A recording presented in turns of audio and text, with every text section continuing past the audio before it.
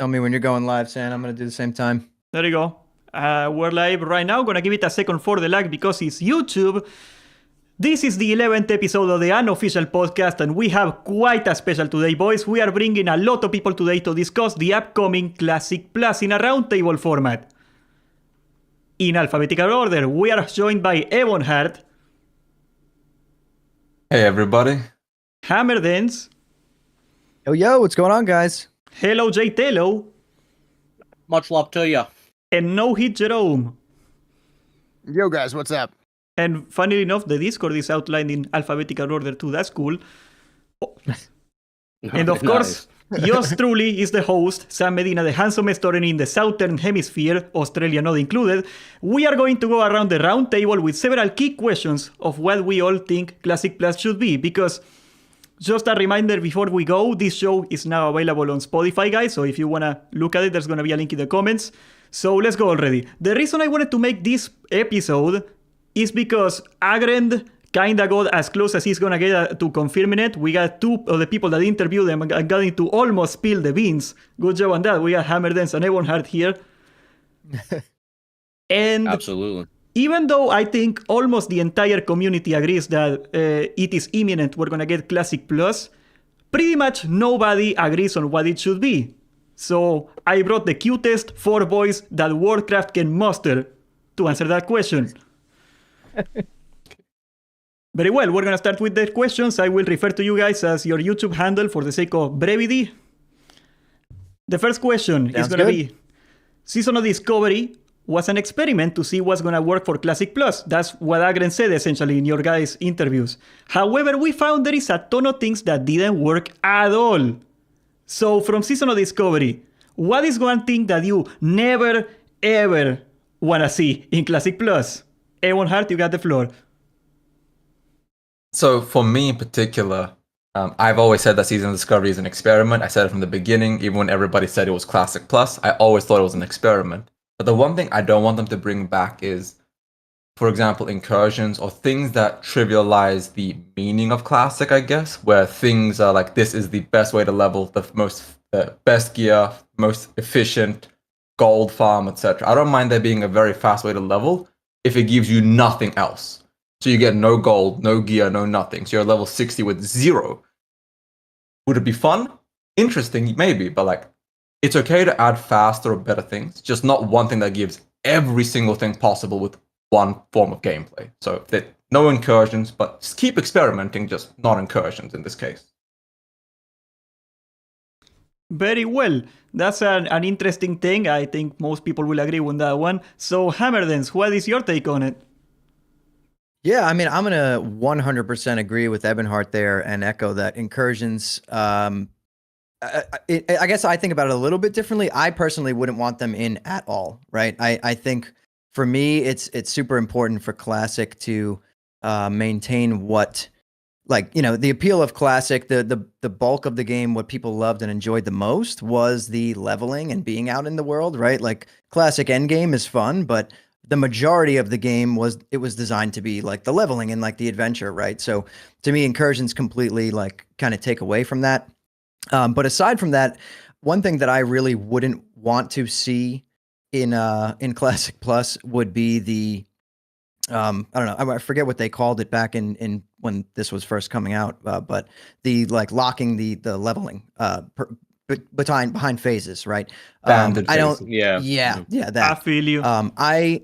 I liked it in the beginning. I did really like it when we were in phase 1 at level 25, but I do think it really contributed a lot to a lot of negative feelings towards the game. It made a lot of people get burnt out. It made a lot of people quit. And then for other people who really like, there's a lot of people who play Classic to level, right? Like that's the way they play the game. Some people don't even step foot in raids or anything like that. They level and then they, you know, AFK in Alterac Valley for the entire life of their character, and that's what they enjoy. And I think everyone should be able to do that. And I think with like locking the phases behind like those level brackets, that was a killer for me. I did not like it after phase 1. No, yeah, true. I will agree with that 100%. Tello, is there anything else you would remove from Season of Discovery? I mean, let's pack this game up. Besides that, though, I mean, let me tell you something, brother. I mean, honestly, I love SOD, right? And like, I think what the Hammer said and Evan said is absolutely right. You know, the incursions is one thing that I felt like forced people into a bubble without actually experimenting outside of that bubble and going to the classic things that we always loved, like, you know, dungeons and grinding with our friends and going through the open world. I think, you know, besides the incursions itself, that's something like if they were to ever come back to that idea, maybe, you know, go back to the drawing board and let's think a little bit more critically on how we actually express incursions and maybe reinvent them within dungeons themselves, so you keep players in the dungeons and have some type of new formed way where the content of the dungeons are changed based on the incursions within the dungeons to keep players in dungeons. But I think the main two things of my concern is, though, besides incursions, is I would love to see, you know, more support for like the events, you know, for example, like, you know, Ashenvale, you know, I've always been a bit advocate for the support of these events that are now dying out, you know, Ashenvale, and STV and stuff like that. Now, whether they come back in Classic Plus or some form of event, I would just like to see continuous support for events that either A, have no more players playing them because players moved on because of the level gap, and B, also those vendors to be updated with possible new rewards to incentivize players to come back to those vendors and actually continue doing the events, keeping the LFG popping and keeping the community, you know, fed, pretty much. You know, one thing that I find really strange, now that you mention it, how come they update STV loot every phase, but they didn't do it for Ashenvale? I don't know, I always found that was very weird. Yeah, I don't know, man. I'm really looking forward to the future to see if they ever, you know, decide to take care of it more within SOD or even within Classic Plus, if they ever decide to bring those back or not bring it back. But that's just my thing. Very well. No hit Jerome. Choppity. What you gonna chop? I don't have an axe. I gotta have it. So to me, this is basically the Path of Exile model. So every single version, every single season, we're getting some stuff that we like, some stuff we don't like.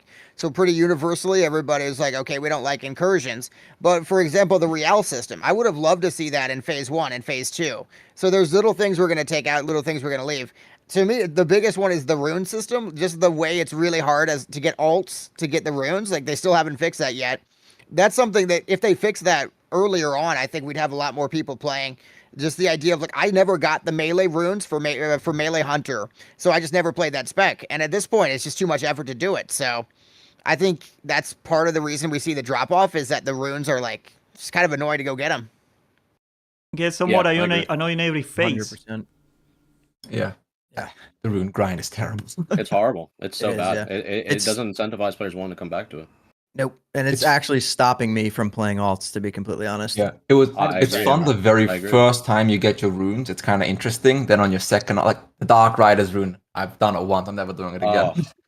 That's the one you need for melee hunter. That's why I'm not playing it. So It's almost a question whether they should make it just like more of like an account bound thing where like you did it once on the character, you accomplish your goals all the way to, you know, the last level.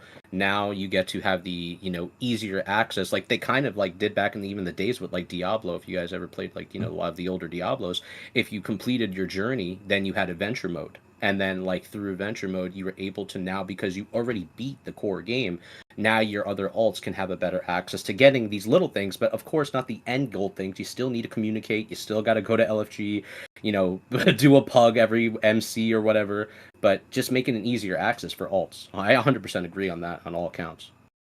I mean, Agron did say they were planning on adding a way to get runes later on. They just ran out of time for Phase 4's launch. I just hope it doesn't last, like doesn't come out in Phase 6, like in AQ. Like, hopefully this phase, because I know people would love to level the alt, but like just the daunting grind of runes is just... Yeah. Just let us buy him at the trainer at this point. Like, not like, you know, that discovery aspect is gone. Really, that's been gone since Phase 1. I mean, most people just opened up Wowhead and went and got their runes when they were found, right? Even in Phase 1. So let's be real. Like, I think if you just put them on the trainer as regular spells that you can just go purchase, people would make so many more alts, myself included. you're telling me you didn't individually discover every single one of your runes by yourself? No, we had to the pretend only that for rune so I've long. ever found.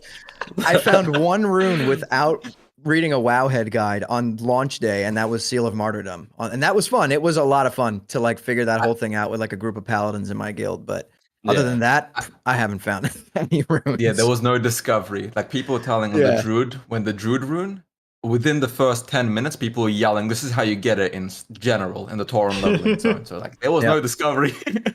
But phase 1 was fun because of that too. Like everybody It just was yelling, and it was like chaotic. It's like, wait, there's a book in a basement in the cathedral. Where's it at? Yeah. Literal Barrens Everyone chat. just We have the yelling. best Barrens chat, bro.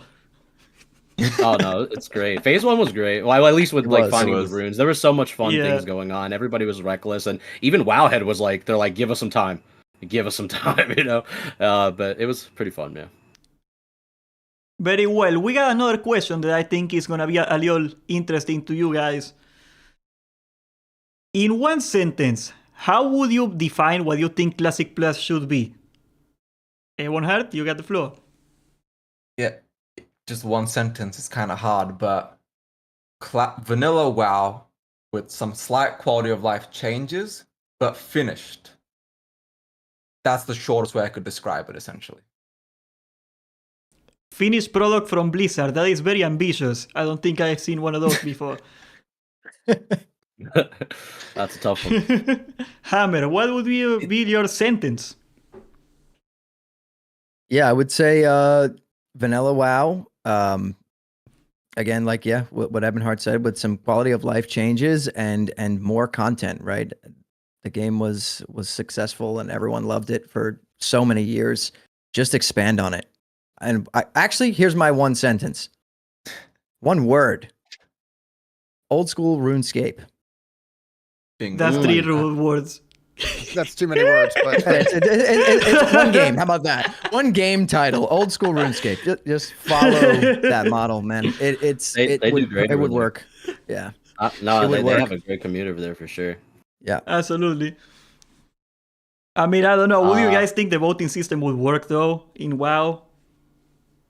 Absolutely. So long as it's max level, you have to have logged in recently, like say a week timer or something, and your account needs one max level tune. I say it would work. But And it just hits your mailbox. You open up your mail, you fill out a little poll, and that's it. I think it would be cool, you know what I mean, to actually be able to impact, and make changes as a player, like actively. Like we can do that by making videos and yelling and complaining or praising, right? But like think about the majority of the player base.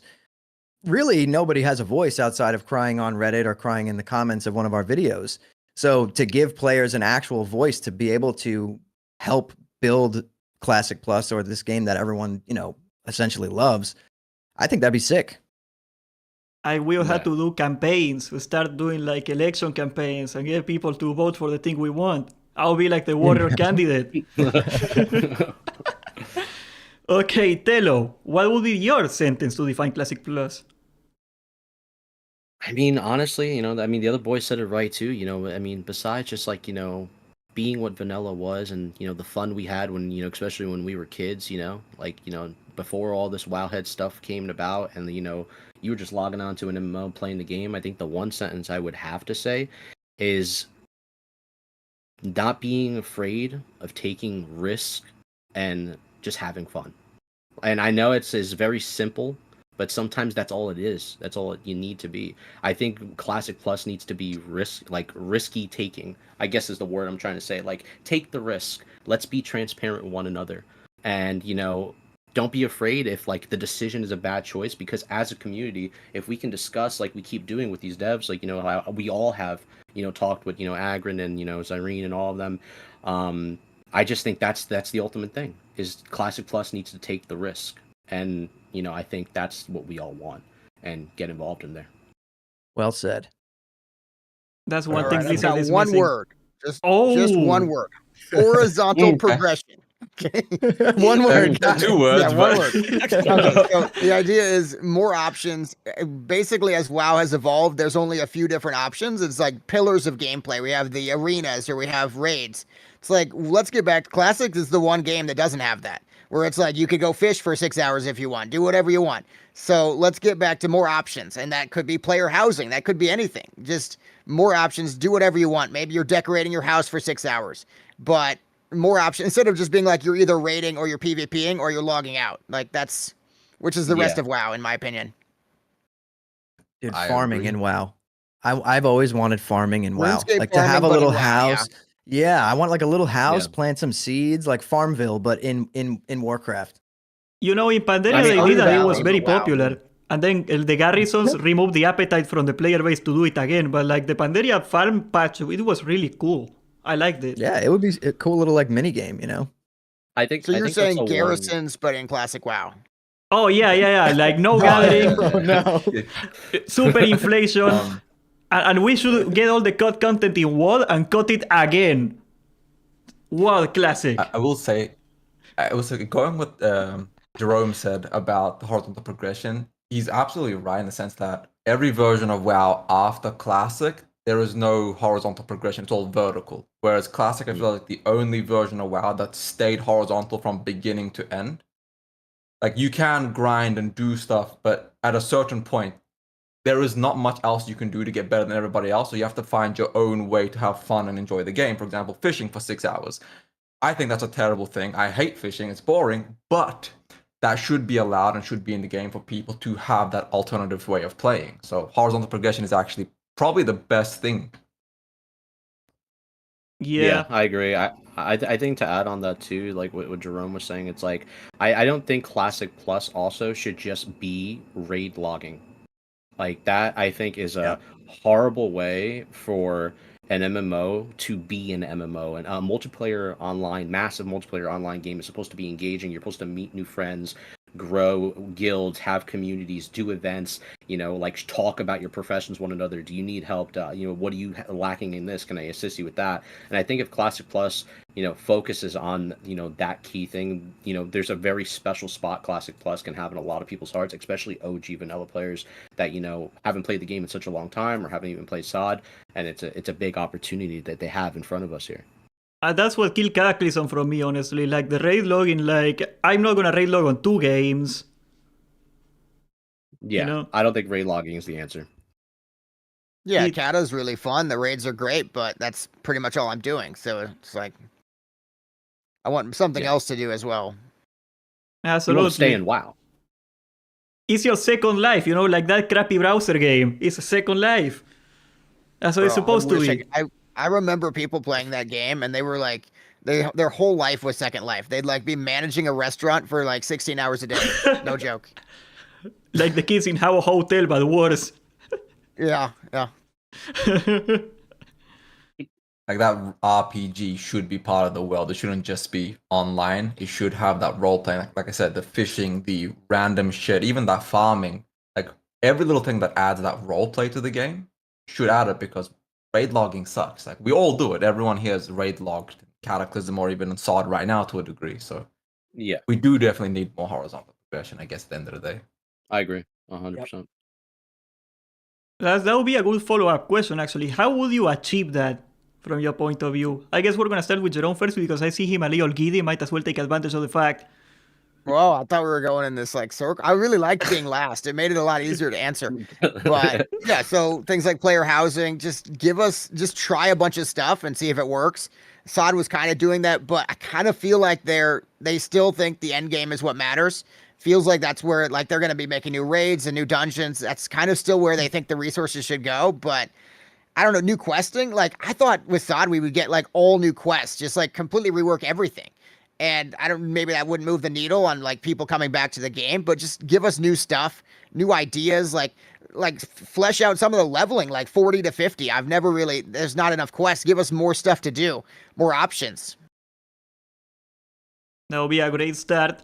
Tello, what would you add? I mean, honestly, you know, I think one of the key things that I've noticed that people have an issue with before you add something is that they think that SOD or eventually Classic Plus, people are trying to make retail out of the old school game. And like, you know, the minute you start having the conversation, it's like, oh, well, you want to add this, you want to add that. It's kind of sounding a lot like retail, you know, like you want to make retail out of SOD or you want to make retail out of Classic Plus or what like a lot of cool kids on the block nowadays call SOD Classic Minus, which I know that's been a funny thing. But I feel like honestly, you know, I think the key is to, like Jerome was saying, adding more quests is a really, you know, good thing, you know, whether you're doing more farming things, more fishing events. I think events for like, maybe this hour there's a big fishing event. This hour is happening right now. If you go here, you have a chance of catching really rare fish. Or if there's a hunting event, this hour you have a really rare time. Any skin that you do might be duplicated the amount, quadruple the amount. Or even for PvPers, Ally v Horde event. Out of nowhere, an event happens, and like, for an hour or change in certain areas, you can get bonus honor like you would get in the BRM event that we're currently at right now.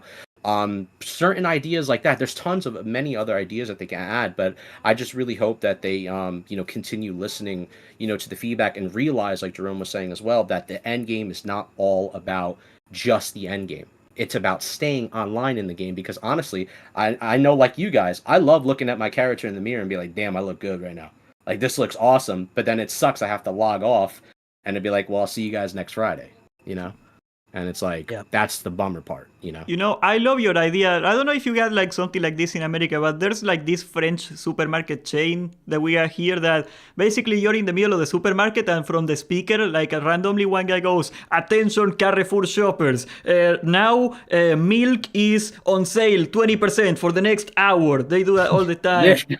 No, like but sale, yeah. yeah, like a fire sale. But like, it would be cool if like, how we get like the Oni head event, or like when the world buff goes off and it says Oni's dropping in 15 seconds, but then it would be like, events going off in this location only, and it would force players to go out in the open world more, because they want to level up their professions or do other stuff. I just think more stuff besides focusing on the end game is the key here to make Classic Plus fun in multitude of areas where people don't want to only excel in PvP, don't want to excel just in PvE raids, but they want to do activities in Azeroth.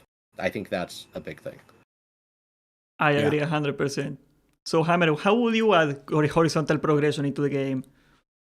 Yeah, obviously what Jerome and Tello said, like player housing, like I said before, farming would be like a cool thing, but like maybe they could also take a look at professions as a whole, right? And kind of rework how professions work in WoW.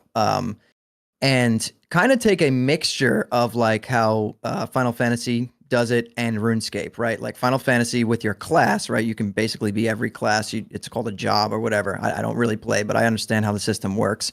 And then in RuneScape, you have all your skills. So what if they took like those two things and mashed them together in WoW, right? And reworked how like the professions work, like, and you can level your character this way. You can do so many different things. For the people who really want to like be immersed and like do those things, you can be like a gatherer, right? And then like you click it, it's a little drop down. It shows you like your mining level, your herbalism level, your wood cutting level, whatever it is.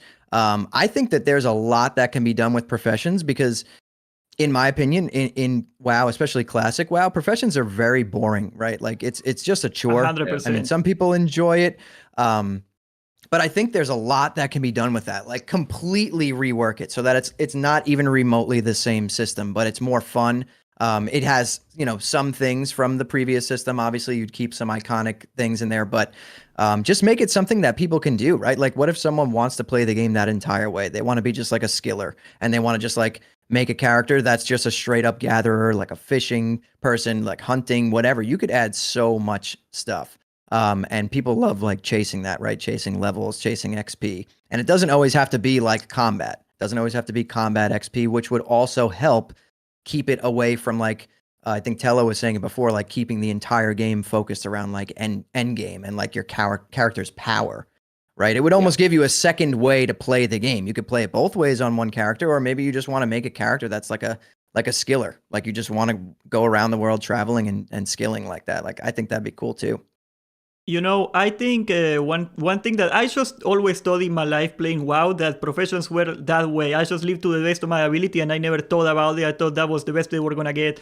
And then I just played Albion Online, and I realized how outdated and awful professions in WoW are. Like Albion Online is like you're saying, you got like a whole trio of talents for every profession. You want to gather, there's like cotton gathering spec, there is, hemp gathering spec, there's a whole thing. You got to make your own crafting stations. There are like so many systems caked on top of professions. There's people that do not fight in Albion ever. There's people that just play that's what I'm saying, professions all day.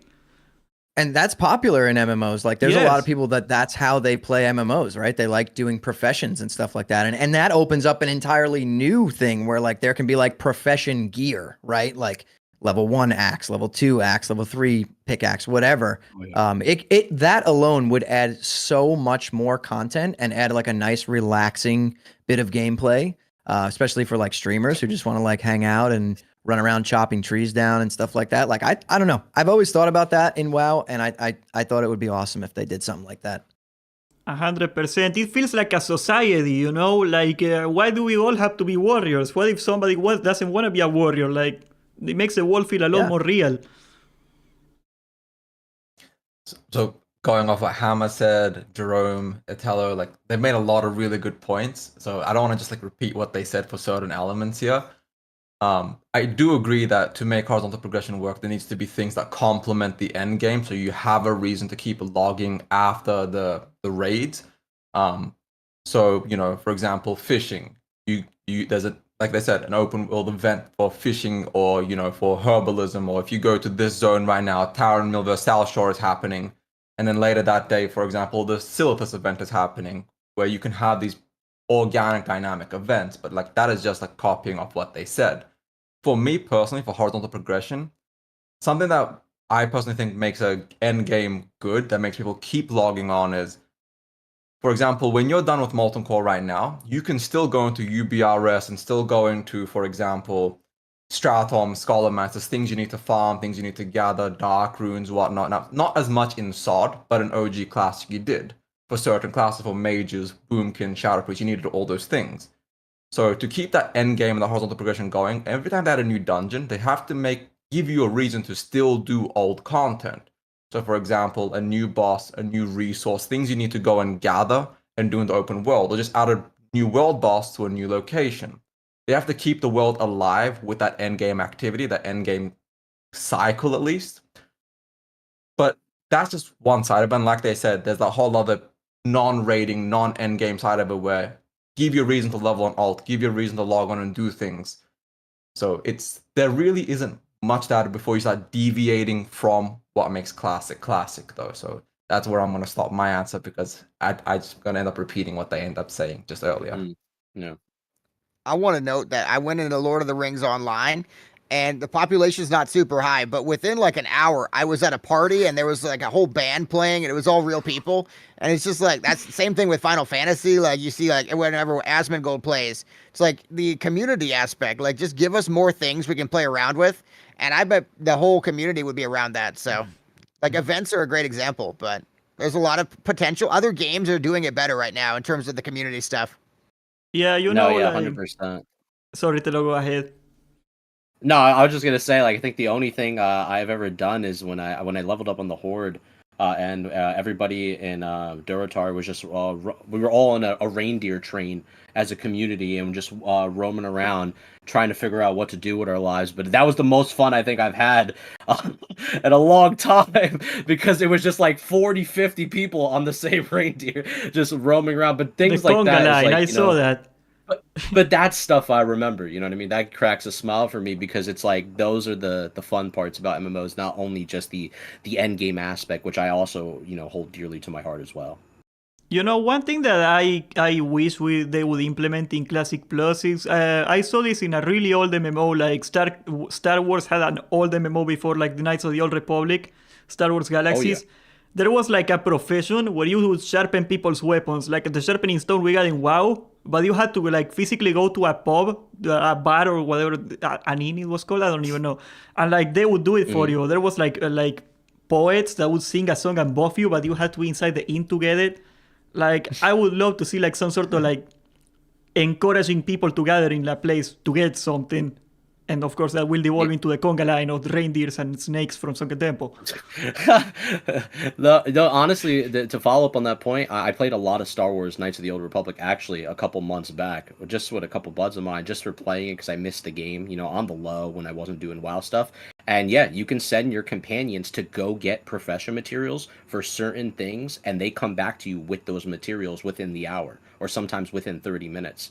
And I think that would be a good, you know, ideas maybe, you know, if you have like a farm like Hammer and Evan and, you know, we were all talking about and Jerome, at like, you know, or if you have like, you know, some type of zone that's like your zone, and you send people out gathering materials for you, and they come back an hour and say, hey, this is what I brought you. You know what I mean? Like something like that. That's kind of cool too. You know, I think it's neat. That could work. Like the foxes in Minecraft. Yeah. I see you haven't played Minecraft in a long time. I feel you, man. Okay. I mean, hey, listen. I love Minecraft. I do. It's a shame what happened to the community. Mm. Now, guys, this should have been the first question, honestly. It's going to be a little loaded. I don't know why I didn't start with this one, but what classes do you play in Season of Discovery? Do you think they made a good job designing the class, your class in Season of Discovery? And how would you change it if you don't agree? Ebonhardt, you go first. So I think across the baseline, they did a good job of making every class playable. Some classes still better than others. For example, Hunter, kind of obnoxious how good it has been for 4 phases back to back. But for me in particular, I played Druid. And initially, when I played in phase 1, Druid tank was much better than it had ever been, but it was still drastically outclassed by Warlock tank and Shaman tank. And I'm not sure about Alliance, but I think Prot Paladin was also drastically better than a Feral tank at the time. But I don't want to speak for the Alliance. But on Horde side, you were grieving if you didn't bring a Shaman tank into BFD or Noma. They were the only So AoE. It was disgusting. So I ended up going Boomkin, and Boomkin was fun, it was good, but for phase 1, it wasn't caster meta, it was melee. And they did a good job, but with Classic in particular, it's such a hard game to balance. Even though they made every class feel better, the balance has never been perfect, but it's still better than it has been in Classic, just off the bat. I can just admit that. But they could have done a better job on making not some classes drastically stronger than others. But I also feel like that's what makes Classic, is that some classes are just better than your class. Suck it up. This is Classic. Is really awkward. The druid, it took them like 3 phases to figure out what the hell they wanted to do with the poor bear, bro. I've been there. I had to quit in Omegan for the bleeding debuff. I couldn't use Lacerate. You weren't allowed to use your main ability. Who thought of that, dude? Okay, so Hammerdance, what do you play? So I usually main warrior or rogue, right? And for this last phase, I decided to main rogue for many reasons. And to talk on rogue first, I think rogue feels amazing to me in Season of Discovery. I think it's a lot of fun. I do enjoy playing, dagger, mutilate spec a lot. I think that saber slash, like a combat sword spec could definitely use a little bit of work. But in terms of comparing Season of Discovery Rogue where it's at and Classic, like 2019 Classic Rogue, I do enjoy Sod Rogue a lot more. I think it's a lot of fun. There is multiple different builds you can use, and like the backstab spec for dungeons feels great. So for Rogue, amazing. I think I really love it in Sod. For Warrior, I mained 2 Warriors all of Sod up until this last phase. And I'll be honest with you, I don't know why, because it, to me, has not felt anything like Classic Warrior since the beginning of Season of Discovery.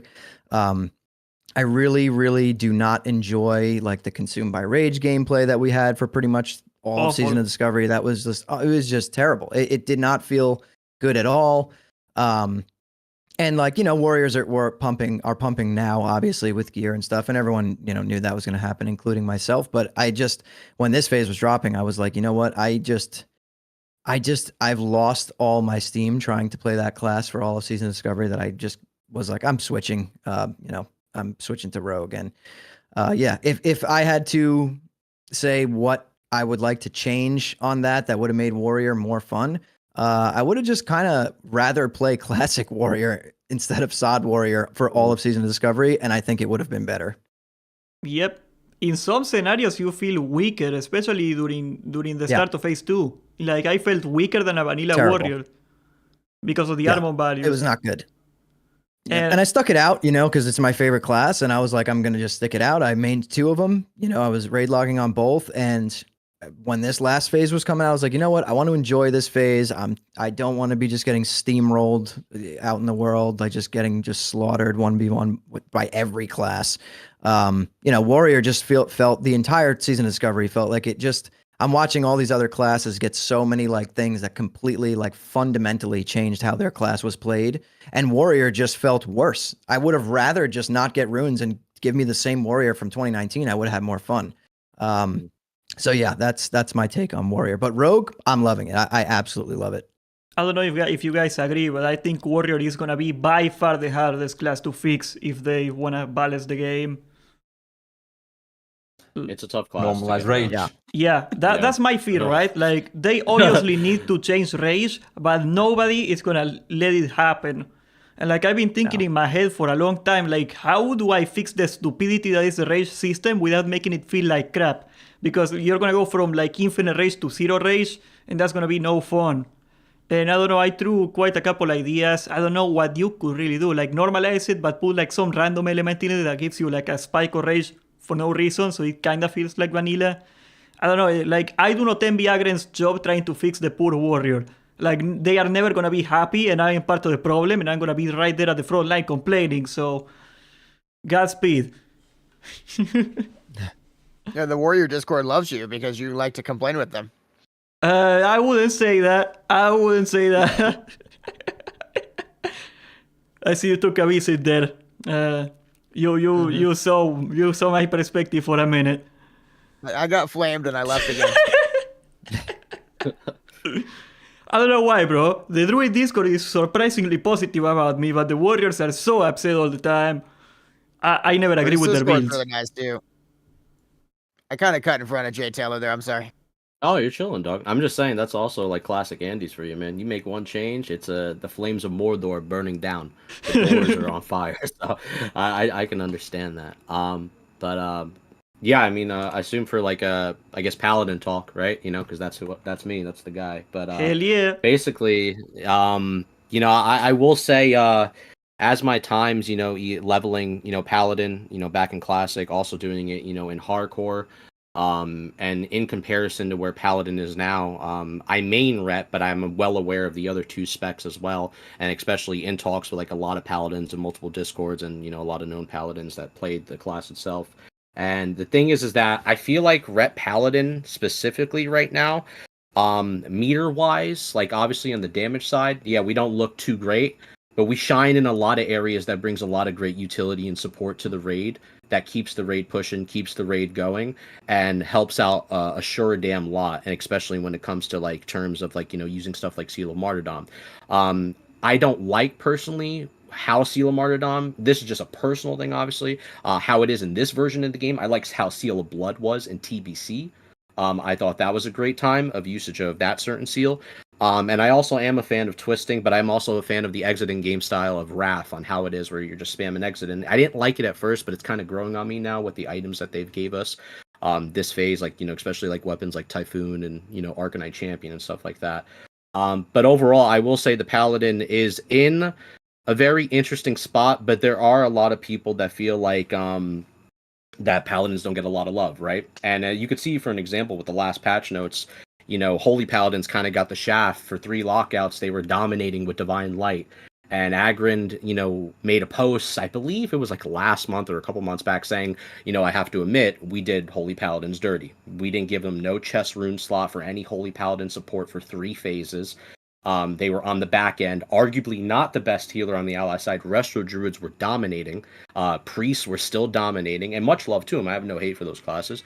But Holy Paladin didn't have any raid group-wide, you know, utility to heal everybody in top of any other class, you know? So it was a lot of beaking of lights here and there. But Holy Paladin right now, I feel like is, if I had to compare like what the other boys were saying, like, do I love Paladin right now in SOD in comparison to Classic? I will say, yeah, there's a lot of awesome options that we have right now, but I do think how the class can bring better utility in the future in terms of, you know, how the Alliance, you know, we only get wild strikes from Druids, you know, on the Horde end, you get, you know, the Wind Fury from 3 different specs on top of Druids. So I would really like to see our auras change, which is the biggest thing I've been advocating for since phase 1. I believe in-depth talent support where talents themselves get changed. And I would love to see if they would ever come for the idea of possibly putting wild strikes on you know, maybe a rune, or if it's not a rune, maybe it's something on the aura end to, you know, help our raid team when we can't find a feral druid for some reason, or if a tank druid has to give up their crit immunity just for wild strikes. That's you know? awful, yes. Yeah, which sucks. So, like, I do think overall the Paladin on all ends is in a good position. The logs might not represent it so well on the ret side, but there's other areas of the game like PvP where we dominate in that part too. I'm not gonna lie that when Paladins one shot in the world, they 100% do. But a lot of classes also one shot as well. So overall, Paladin's alright. I am gonna resist the temptation to segue into another chance, but this Shaman versus Paladin talk we got, stay tuned for that. That's gonna be pretty hot. So, Jerome, what class do you play? I had to get one healer into there. It's not very easy to find healers in YouTube. I tell you that much. So I play Disc Priest, and I can tell you that we all are in unanimous agreement we can never go back again. The Dispersion, the Prayer of Mending, the Circle of Healing, the Penance, every single spell we have feels 100% necessary. We can't go back. I think that Priest is probably one of the best benefactors of Sod. It's just we just feel fantastic. And now a lot of the phases we were broken. The Shadow Priests were broken. Disc Priest has been broken. They're kind of broken now. People don't realize that, but it's the best time to be playing a Priest, really, ever, I would say. It's amazing. We had to end it on a positive note. How do you feel about the mana issues this phase? Just a little. Well, that's still the biggest problem is that the mana bars are so big, but the mana regen is so slow. So I'm assuming in BWL, mages are going to give us some kind of super water or something. So I'm not going to complain, but yeah, that is definitely the biggest problem. Major aid. Yeah, I like that. Major aid. Very That's well. The name. For the next question that we are cooking here. And this question could easily be about Seasonal Discovery as much as it is for Classic Plus. But there is a lot, like Ebonhard said, a lot of cancelled content from Vanilla that we never got to see. A lot of places we established in the lore. There's a lot of things we got teased back during BlizzCon 2005 that we never got to see. So what is a raid or a battleground or a zone that you would really like to see in Classic Plus? Ebonhard?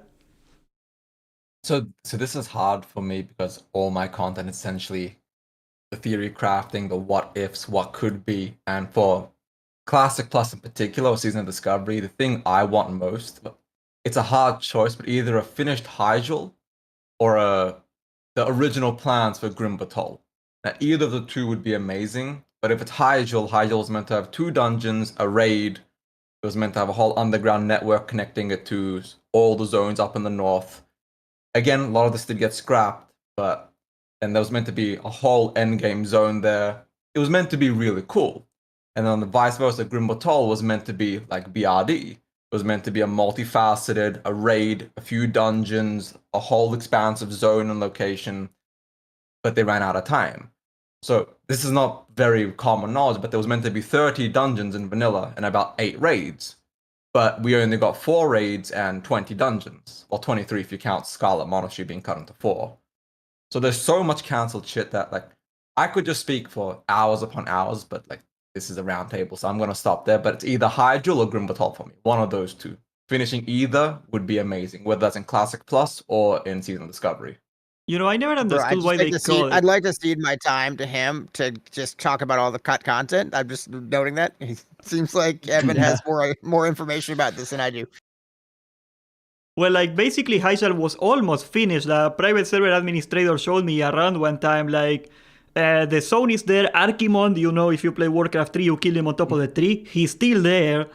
And the Onyxia entrance was supposed to be in Hyjal, actually, which I don't think it makes much sense. No, so the Onyxia entrance is just a placeholder raid icon. So the first raid they ever made was Onyxia. That was the first piece of content they ever really finished for endgame tuning. That's what they tested the raiding on and all those systems on was Onyxia.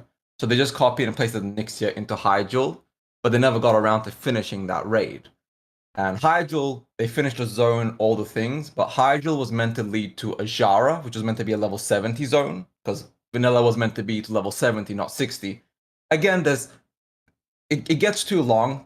Why a lot of things are cancelled is because they ran out of time trying to finish something else because they ended up breaking a different system. So, for example, the Eastern Kingdoms and Kalimdor was so mixed-matched and unevenly developed that they ran out of time, and that's why Kalimdor is so bare bones. But, Hyjal's finished as a location, but they never got around to actually adding those dungeon locations, the raid locations, the NPCs, all the quest lines. Yeah, it's a true shame. For all you that complain about the horde bias, guys, it wasn't always that way. So, Hammers, what zone would you like, or raid or battleground would you like to see?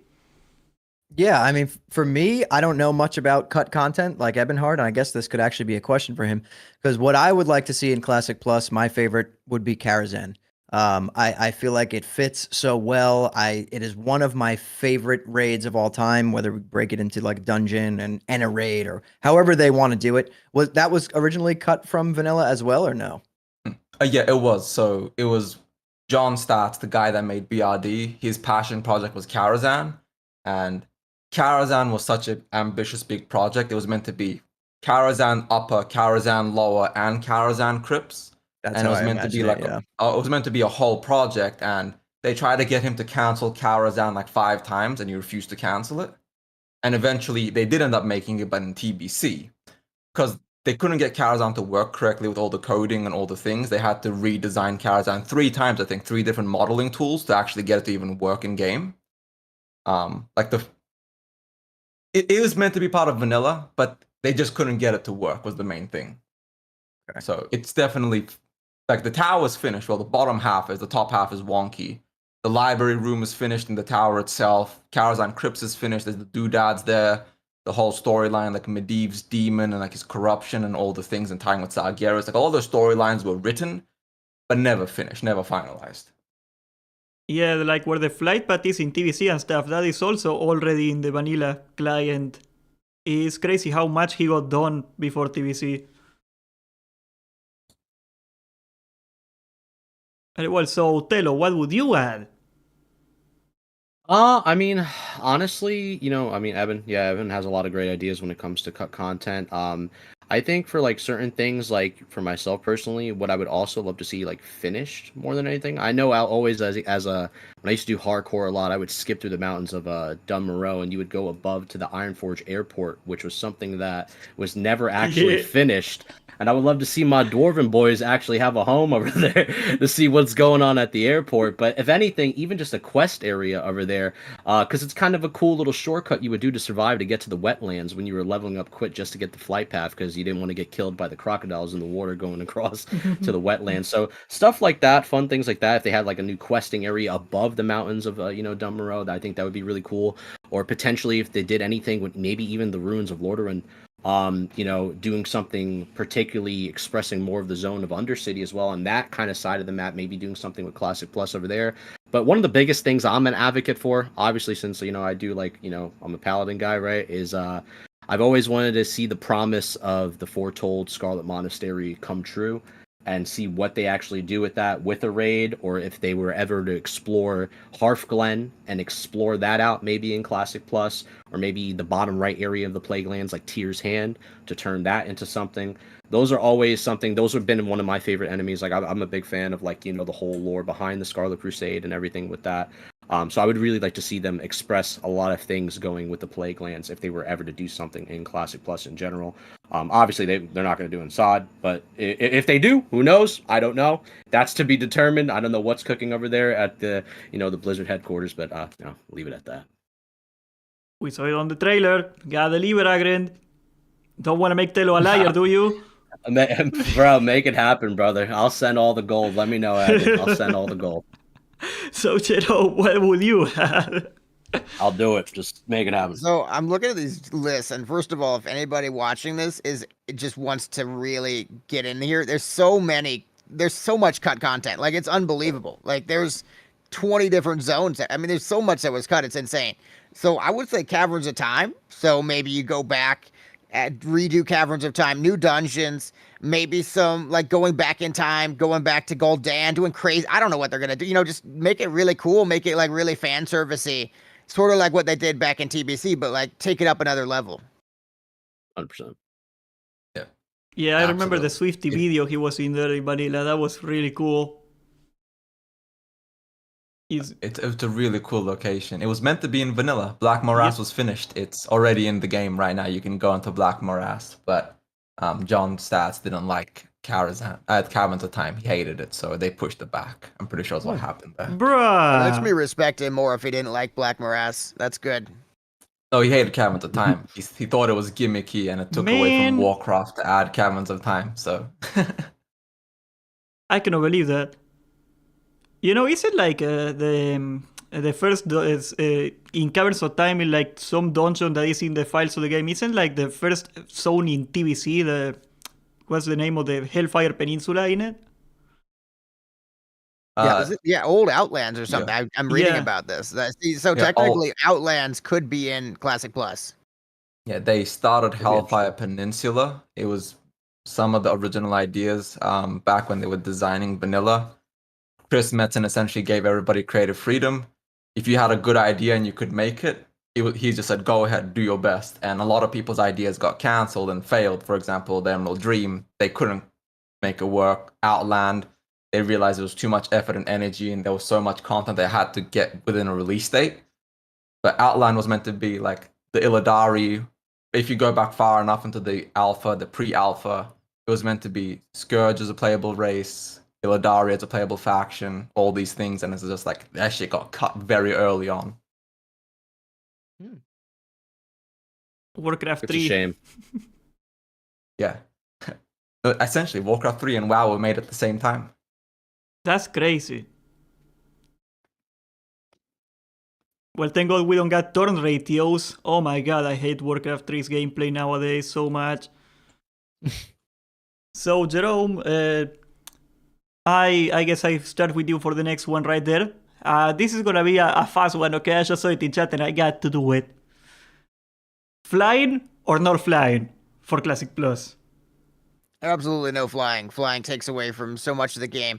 I think Classic, the whole point of it is really slow travel. Like it takes me half an hour to make a group and get everybody there, and that's part of the charm. I think the more efficient you make it, it just turns into retail. It just turns into doing the raids and logging out again. No flying. Agree. Tello? Yeah, I agree. Yeah, I don't think flying is the answer. I mean, don't get me wrong. We all played World of Warcraft in here, and we've had many journeys and experiences as we went on with each expansion, and each one had their own charm, even though some of those expansions were not what we hoped they were. But they had their own charm to it, and obviously, when we got to TBC, we had that experience of flying. It was crazy then, and it was expensive then as well to get your epic flying. But I think the beauty about vanilla and classic, just in SOD in general, is the fact that I can go in the open world and I could see some guy that I met the other night, and I'm like, wait, didn't I just dungeon with you? I know who you are. Or like, wait a second, that's the dude that ganked me.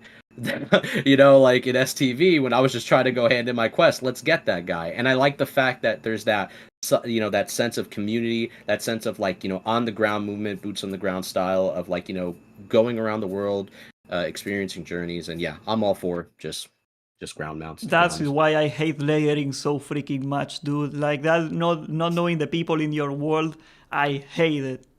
So I mean, Hammer, I think I know your you. conversation. Yeah. Oh yeah. I don't think like the reason I don't want to go on the layering is because like that's a technology limitation and they will not concede to it. Like I think they know it's pretty obvious by now that everybody hates it. So I don't know. Like that's a server problem though. That's not a game design problem. So I am afraid we're gonna have to live with it. Sad. No, I agree. I'm pretty sure I know your vote, Hammer, but can you say for the camera? Yeah. Completely against flying. Pretty much exactly what Tello and Jerome said. Like that's part of the charm is the traveling, being able to seeing people moving around the world. It makes it feel alive, right? And that's like one of the most important things for classic WoW, especially like think about how you feel when you log in, towards the end of phase 3 in Season of Discovery and you realize there's no one around, no one's out in the world. It feels pretty bad. It makes you feel like, wow, this game is dead. Why am I playing? Yeah. But if you see people moving around and like Tello said, you see the same person you ran a dungeon with or someone that ganked you or whatever, it adds like another layer to the community, right? Like there's an actual community on your specific server and you see these people moving around, going to hand in quests, gathering, like I said, if they make some kind of crazy profession system, why would you want flying? You want people running around, chopping trees, like with a flannel on, you know what I mean? Lumberjack style. Like, I think it would be awesome to see that. Like, yeah, completely against flying. Ebonhardt, would you cast your vote even though democracy dictates that you already lost? I'm kidding. Yeah, ban whoever asked that question. Jokes aside, no, absolutely not. I get why people would be wanting faster ways to travel, but they can add more flight paths, more zeppelins and boats, add a harbor or a dock. there are better ways to make travel faster, more efficient. Heck, add a faster level of ground mount if you want. Cost 2,000 gold. But flying is just the antithesis of the classic ecosystem. It just kills the world that makes classic classic. So hard no. Yeah, I think the Dude, entire community can agree. Dude, honestly, a tram idea, like where maybe what if the tram went to like more than one place? Like, you know how we have like in Ironforge and Stormwind, but what if the tram was a central system for both Horde and Alliance? And it was Actually- something else that went to other areas where like you could see everybody at. Hell, what if we could fight in the train station? Yeah, I see him giggling right now. Take it underground. No, Ebonhardt, like you're the expert on this. The tram was called content too, right? It was meant to connect to. So when you're traveling under the water, you were initially traveling to Darnassus. It was meant to connect between Darnassus and Stormwind, and there was meant to be 2 trains, and one was meant to go to Ironforge. And the devs, after they built it, realized that this is fucking stupid. There's no way they could feasibly make a tram like that. They just Ironforge 2. And then they put Nessie there to make it go through the lock. What's the zone called again? Loch Modan, yeah. There we go, Loch Modan. That's what happened to the change. So honestly, I'm down. Add the goddamn train. Let it go all the way to Darnassus. Why not? It's Warcraft at this point. Like Illidan's jailing a goddamn Titan by himself. How is a train breaking immersion? I just want to note that I just vehemently was opposed to flying, and I've bought like 900 summons this phase, so I don't know really what that means exactly, but We're hypocrites, that's what it means. But I mean, we've all bought summons, of course, just to get one way or another. So yeah. I get that. Don't stress that. Listen, sometimes you got to take the L, but I'll wear that proudly. Where's my warlocks? You know, I like Asmongold, he said it very well like a long time ago when LFR got added to the game, we're talking like 10 years ago. Like the way he said it was, if they put a button that gave you all the gear for free in the game, I would say remove that button, but I would also press it. I think that's basically summons. It's stupid, but gonna take advantage of it. Like Warriors. I mean, I'd click it. I would shit talk it the entire time, and I'd say this is terrible, but I'd hit it on every single alt. Absolutely. Of course. I think we can also do a yay or nay here really quick now that we're on the voting fact. Onyxia Graveyard. Why is it the hell away from the entire zone? Can we get a new graveyard? Oh, it builds character and it's fun for people to run back. Building character, yes. Fun, no. I think it should tell you watch the freaking whelps. I don't want to curse on the stream, but watch the whelps and do your job. You might not have to pack your butt up and come back to Onyxia if you just did your job. Yeah. I have never seen an Onyxia pug that didn't wipe this phase, so I'm not really sure if that's really gonna happen. But of course. It's hard, bro. People don't stun the ad. It's not even the ads. If people like I've said this before, I don't understand how some people can get to 60 and get raid geared and just perform how they do. So I think the graveyard should be closer, just because pugs make me very upset, to put it lightly. yeah. I didn't even know the graveyard was that bad until Season of Discovery Phase 4. Like I never really thought about it. Like, yeah, I'm sure I wiped a bunch of times, but not like this. I'm dying a lot in Oni Pugs. So yeah, it's unbelievable. Actually, If you run there's pugs that I've been in where we don't finish and we just like back to back. Like I'll be like, all right, tonight I'm doing Oni. Like I'm getting this together. I'm getting everyone together. I'm gonna build like a good comp just to make up for like people not knowing what they're doing. Wipe 4 times in a row. Group falls apart. All right, I'll try again tomorrow. Try again tomorrow. Same thing. So collectively, like 3-4 hours wasted of trying to do Oni with the pug. Like it's driving me out of control. This stream is live, so I bet you there is people wiping to Onyxia right now as we speak. Definitely. And they are probably thinking, yeah. More people are wiping. I'm wiping to Onyxia. Yeah, I mean, it's not hard. It's just like like every Onyxia pug I've been in, it's like 5 people are doing most of the damage to a Nixie, and there's like 15 people just getting carried to the finish line. You see one guy just running, he runs into a group of people, gets fireballed, everyone dies. Like, it's awesome. It's so good. Oh, it's Especially if great. you're a tank and you got it's fire always rates. players. Because you don't get punished for it, so you got no incentive to learn. I don't know, don't ask me how I know. It's always players, man. It's never, and it's the thing. It's like they want to blame something, but they don't want to point to the fact that, hey, you didn't kill the whelps. You have fireball on you. That maybe it's a good idea to tell everybody you got the fireball on you. It might be a good idea. Just me though, just letting you know. But it is what it is. That little German guy that was so upset, now we know what he meant. Like, people made fun of him. I get it. We now know why he was so upset. I buy ibuprofen every week, so let's leave it at that. I heard that guy plays League of Legends now. Can you imagine his poor teammates? Oh gosh, League's another whole nother animal. No comment. I think there was a follow-up interview with him where he was upset and felt like he was taken out of context or something. Like I think there was like a whole, like, they went back to him years later.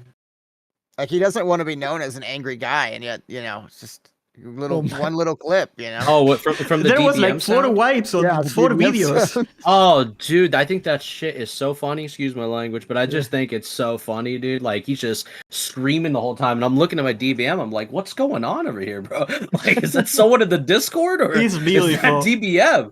It's so funny. That gets me every time. Honestly, if anything, if I was him, I'd be, listen, man, it's a good laugh. You're iconic for Oni, if anything. Yeah, I mean, I hope they do the same for Razorgore, because he also has a video on Razorgore wiping on that one. It wasn't an isolated occasion, okay? I saw that interview that you're talking about. I think Wowhead did it. It was only like wasn't 4 an or 10 insulated times at most. incident, okay? That's not true. It only happened every raid he was ever in. Okay, it's not that many times. Oh, God. Oh man, it's just pugs. That's funny, man. Pugs. No, that is funny. I love that, man. Very well. I think this one is going to be a little more open, but I think this is something we need to bring up, because this probably affects the sustainability of Classic WoW in general. But given the roadmap that Blizzard gave us for Seasonal Discovery, we're looking at a project that has a 14-month lifespan, more or less. Of course, they delayed Phase 3. I don't know if that's going to make the whole project longer, but they delayed Phase 4. They extended Phase 3, I guess. But do you think 14 months, 12 months, even 18 months is a reasonable time frame for the entire Classic Plus? Do you think it should be longer?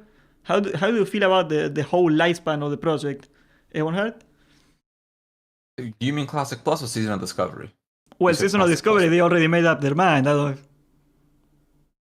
But if you're asking how long Classic Plus should be, I think like endless. But the initial from Molten Core to Nax, I think should be 12 months.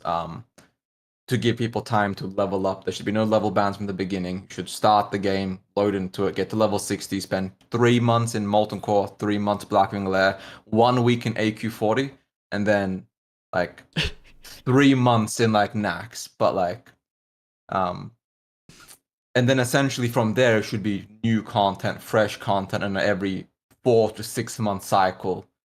So we should still have that initial vanilla lifespan. So essentially a fresh that's with a lot of changes in this context, and then Classic Plus afterwards. So Yeah. you're Wait, saying no fresh. What did AQ40 do to you, man? I like to pug a lot, and AQ40 pugging without GDKPs, I'm not looking forward to it. With GDKP, sure, AQ40 is fun. All the whales you can carry, you can make your gold. But without GDKPs, no one's going to pug AQ40 correctly. It's going to be miserable. That's just my opinion. Like you guys can disagree with me, but like if you've ever pugged AQ40 without a GDKP, But what about AQ20? that's fun. I like AQ20. Yeah, it's so funny. I still got no idea what I do every time I go there, but we kill the bosses, they die, so I think I'm doing alright. So Hammer, do you think it's too long? For Classic Plus, I think pretty much what Ebonhardt said, right? Go through the regular Classic lifespan. But then, yeah, after that, it should be endless. Like, this should go on for years. just like old school RuneScape. Like there should just be an endless amount of content, like every few months, voted on by the community that comes out, right? Like how good would it feel to be like playing a classic that you know isn't going to end, right? Like we've known every time that we're going to the next expansion, then you end up in Cataclysm. We don't know what's going to happen after Cataclysm, right? Is there going to be mop? There's not going to be mop. There's always this like question of like, and that deters a lot of people from playing. And then on the other hand, you have these seasonal, right? We had Season of Mastery, which was alive for like 3 days, and it was cool for 3 days. And then Season of Discovery, which was a major step up from Som, in my opinion. But at the end of the day, it's still seasonal. You know it's going to end, right? Even if you get to take these characters and move them to like an evergreen Season of Discovery server, we all know how that's going to end up, right? So I think that we have been playing versions of Classic that are so temporary for so long now that having a live, like permanent version of Classic would feel like next level awesome to me. It just needs to not end. Right? It can literally go on forever. Yeah, 100%. I gotta say, I'm a little shocked here. I want to be here in 10 years. I wasn't expecting that answer from you guys at all. I am a bit of a fresh hound. I come from private servers. That was like basically the way WoW was cemented into my mind at this point over the decades. I don't know, Tello, do you feel that way? I 100,000% feel that way, because here's the thing. The one thing I hate the most is walking away from a character that I'm so attached to, and then just reliving the memories in my bed, and like how I was, once a great warrior in TBC with Deep Thunder and Eye of the Storm, smacking people up in PvP and just having such a blast. And now no more hammer, but we got a hammer inside, as a paladin. but to continue what Hammer was saying, because I was actually gonna have something else to say, but what he said was so good, and it opened my mind, because it was like, that's exactly it, is continuation. And I think that when you have a game that is always continuing, it's no longer this like, all right, the server's being cut off, it's being shut down, and now you have to start anew and, rinse and repeat. You've already done this. Some people get turned off from that idea. It's like, dude, I remember the Classic experience. I don't want to have to rinse and repeat every single thing I just did 20 or 30 times in my lifespan. I mean, it is what it is for some people, but I think the continuation of a server, or even just the Classic game itself, is perfect. And I think a lot of people want that more or not, with things to do within that game, within that mode. And even like what were the conversation of the time span thing, like you guys were talking about, where like, having this come out at a certain phase or a certain month or a certain day, I don't mind that at all. I've always agreed with the development of games being taken care of from many other development studios for many other games that delay their games because they want to work on them, and they want to put more quality of life into the game and more things to do for the players, and have to wait for that delay rather than not have that delay. It comes out too quick. It's unfinished. We have an issue. What happened with Phase 3? Way too delayed. People were dying out. The games was getting burnt out. I mean, I don't know about you guys, but I mean, Sunken Temple, my guild was over it. Decimated. And it was decimated amongst the fact that Sunken Temple had no teleporters, but BRD and or BFD, excuse me, and Nomer had teleporters. And twice the trash, don't forget that. And ST had twice the trash. So I'm just saying, long story short, if you give more development time to Classic Plus, a continuation, like Hammer was saying, a lot of the creativity designs with like exploring new zones, like Eben was saying, especially with like the farming stuff like Jerome and we were all talking about before, I think you can really have something special with a continuation of a constant Classic Plus world, and then the community events that would come out of it would be endless content, to be honest, for everybody. Yeah. Okay, Jerome, you gotta back me up on this one. You do not want fresh either? Okay, so I want both, and I know that's going to make it even more confusing, but I like the idea of the era that we have right now being like consistently updated every like 3 months or something new coming out. So you'd have to keep that going, and then also having fresh servers, because I've always thought this should be like Path of Exile. Every 3 to 6 months we have a really hype new launch, and maybe I'm selfish for it, but I'd love to have just a fresh launch every so often and have something like where everybody's coming back to the game. So I kind of want both, which is kind of confusing, I guess. No, I get that. That makes sense. I Yeah, I mean- agree, Incentivize actually. both, yeah. Yeah, there's a way they Um, could like definitely fit that in because you are right. Yeah, fresh is a massive thing for classic players, right? Everyone loves a fresh. So if you did have this like permanent classic plus going, I'm sure there's a way they can incorporate like just launching a new fresh server that like for people who want to just, you know, do that every 12 months or 18 months, whatever they want to do. And then you could transfer to your main server or whatever. Maybe there's some incentive to like make a fresh character, right? Stuff like that. Like, yeah, I actually agree with you on that, Jerome. Like, I think it'd be kind of cool to have both. Yeah. I think And they the could best connect w- together, right? You could have Yeah. the fresh servers then move into the ongoing server eventually, and it's like now you have a reason to keep playing. That's Yeah, the I EverQuest think model, that's yeah. actually Almost I like think the those fresh best- servers are a season built into Classic Plus, right? Exactly. Like That's- that, yeah. That server is like a season. So if you make a fresh character on that server and you play through to the end, you get some rewards on the main server, right? Like outside of that season. And you could transfer your seasonal character over to the main server as well. I think that's pretty cool. Yeah, absolutely. Like, I think the best way they could do it, in my opinion, at least, and you guys can like either agree or disagrees, but keep Classic Plus going, and then like every 3 years trigger a class. Well, not every 3 years, but let's say every 24 months, there's a new fresh season happening, so everybody can just take a break, level their characters. Moment it ends, at any point you can just be like transfer back to the Classic Plus server, and you're out. You're now back in Classic Plus, and if you want to keep playing fresh, that can probably continue into TBC. Wrath of the Lich King for people that want to do Yeah. that. Then those characters can then transfer to MOP or Legion or whatever the hell is happening at that point, Classic at that point. And that way to everyone's happy. Yeah. And to continue with that, like those continuation of those seasons can be like realms inspired from like, you know, I guess what people call like the flavor of the month, where like these realms are based on, you know, either old ideas or uncut ideas or even ideas that we already had, like, you know, whether through TPC, through Wrath, through Legion, you know, or like poll related things, which I think is a big thing, especially what Hammer said too about like, you know, us voting on things, because I think one of the biggest key things that I really wish Blizzard did more was polls, more polls and more votes, so we are more transparent about things, and then at least we can get more votes for Classic Plus talking about this. I know they did the whole like, you know, survey thing. I saw the interviews as well, which they were amazing. And, you know, just having more discussion is going to get to the key where we want to be. And just like what Jerome was saying, you know, as an old school Diablo player like myself, who's going to be transitioning eventually, you know, with Path of Exile stuff, because I really want to explore that game as well.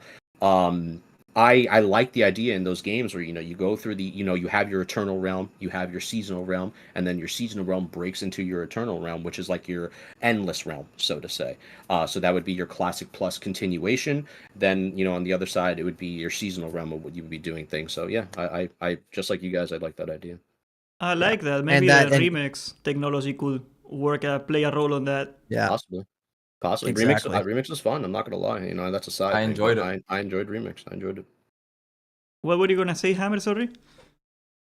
I was gonna say, yeah, and again, like why I agree with Jerome and what Tello just said is because kind of going back to I think what I said earlier, that like one of the main parts about Classic was the leveling, right? So if you're at that point of end game forever, that goes away. So you kind of do need fresh every once in a while.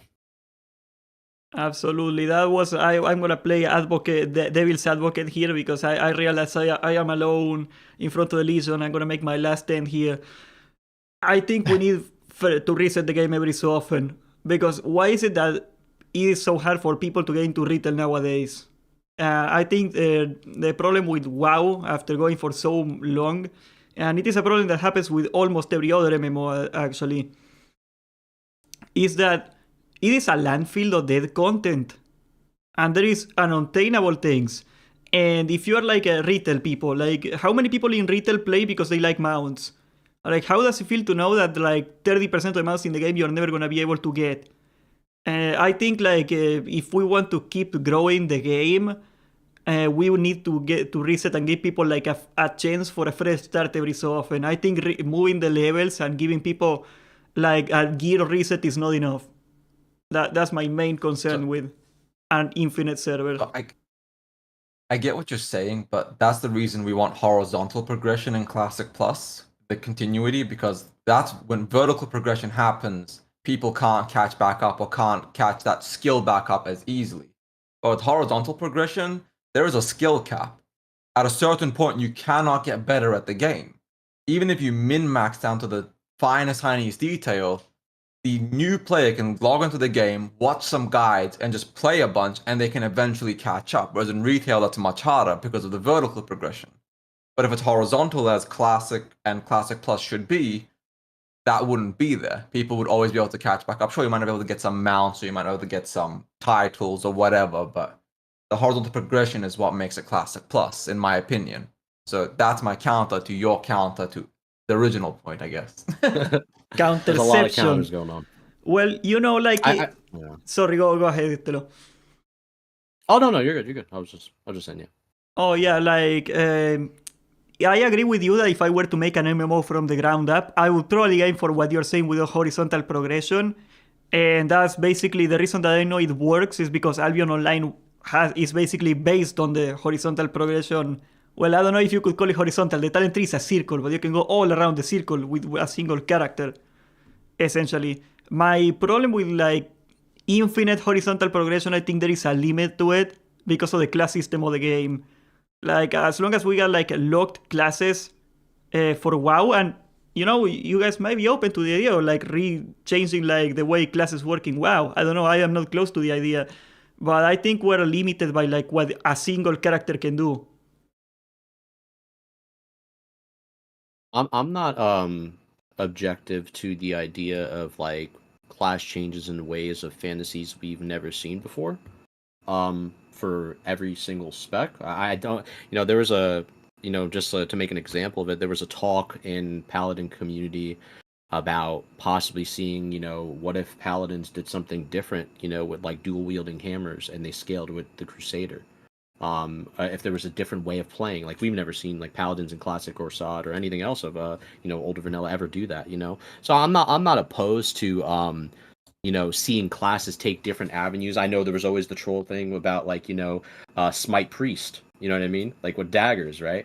And like a dagger priest play style.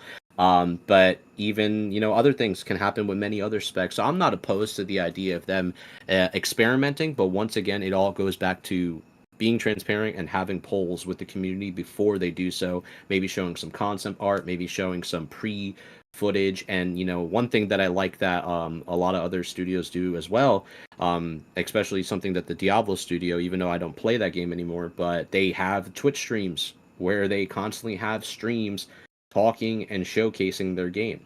And I would really love to see that from Blizzard, especially if every couple months, if they're gonna, like, let's say in a year from now, figure of speech, give it some change, right? If we get to the point where they're gonna say Classic Plus is coming out, I would love to see some streams and, possible, maybe if we get some inside footage every couple months of them having more and more streams with the community and talking about it, I agree. It's kind of crazy how behind Blizzard is with the rest of MMOs. Like, Final Fantasy GP is everywhere all the time. Like, granted, I agree there's a lot of progress in that direction. That man is putting in work in the media thing. But, like, you look at Albion, they got an official stream every month. And long before that, 2012, we're talking about Dragon's Prophet, they had an official Twitch account. And it was the same deal. They had, like a monthly show. Blizzard needs to do way more on that. Sorry, Jerome, go ahead. Bro, I've seen so many development streams of Ashes of Creation. I feel like I made the game at this point. Like I must have seen like 20 hours of it. That's like almost too much. Yeah. It's like, could you just make the game at this point? No, modern game development. Yeah, it's just modern game development. Devs. Exactly. And I think modern game development, they should give us a peek behind the curtain, and that lets us have feedback. Like they changed a lot of stuff based on those streams. So. I mean, imagine if they did that with, for example, Phase 3, when they were designing incursions. They were showing us what incursions were meant to be, hypothetically, on the once-a-month dev stream. And people could have been like, yo, I love the enthusiasm, I love what you're trying here, but that's too good. Maybe dial it back a bit. And just that little bit of feedback right there could have helped. Or just having like that direct communication line between the players and the developers would be good. But that's also why like that voting system would be so beneficial to a game like Classic Plus. So I definitely agree that the Agron's doing a great job. But they literally made the new WoW Classic Twitter account because people like the Classic player base are rabid dogs and personal attacking aggro another the Classic dev team. Yeah, he doesn't So- deserve that. He doesn't deserve That's that messed up. whatsoever. Yeah, I don't agree with that. And like, I don't care who you are at the end of the day. Class aside, game aside, we're all, human beings. They have a team where they work on the game. They're just like us, when if anybody has like a job or anything like that. And, I give them credit. I think at the end of the day, whether people want to talk, crazy about SOD or not, SOD was a success for a lot of people. Huge. And SOD is a 100%. success, and it's the reason we're here even right now, talking at this very moment, because SOD is fun and we all love it. So I think they did a great job. I'm not going to knock them on that part. But yeah, of course, just because a BMW is great, it breaks down sometimes and has problems, and we have to talk about those problems and how can we fix it? How can we make it embed this thing better? And that's what we're doing, right? Absolutely. I 100%. feel obligated to give this message to the people that are viewing and the people that attack Agrend. One of the reasons that we don't have that feedback on retail anymore is that very similar things happened back when the forums had like real names and stuff of the developers. One of the many reasons that the retail people are like terrified of the community right now is because of the personal attacks and the threats. And first of all, I think if you are like dumb enough, like insane enough in the head to threaten a guy over how he makes a video game, like I think the police should get involved and they at least should get banned out of Twitter. Like it happens way more than you believe. I agree. But if you are upset at the game and you do that, you're only pushing them away more. Like, do you want to go like the Ion Hasikosta route where like he didn't know that people hated Titan Forcing for 3 expansions because he just cannot go outside anymore? Basically, that's basically how we ended up with retail. Like, please do not do that. You're only hurting the game for everybody when you do that. Absolutely. I agree. Very well. Now, I figured I'd start up some controversy because my ratings are in the toilet, guys. So if you can help me out right here, I'm gonna give you guys a simple question. Okay. Should the Alliance have shamans and should the Horde have paladins? And also, double up there, does that mean Draenei and Blood Elves? Or should we perhaps keep the Horde away from Elves? Because like we gotta keep like influence from bad stuff from our faction. Absolutely not. I think a lot of my identity is based around the Horde being better than Alliance. So, like, I just love that we're about to rank to 14 and we have Ellie Shamans and they're just going to one-shot it. I'm going to have like 7 Ellie Shamans in my Warsong team. Like, that keeps me going, bro. Like, that's why I wake up every morning, is thinking about those 7 Ellie Shamans. I'm going to have like a friend list of 100 Ellie Shamans and I'm only going to invite them. It's going to be so sick. And the Alliance are going to just get farmed every game. So I'm really excited about that. And I love that Horde do like 300 more damage on their classes than Alliance. It's amazing. I love, that the Alliance can never actually parse or keep up with us. It's fantastic.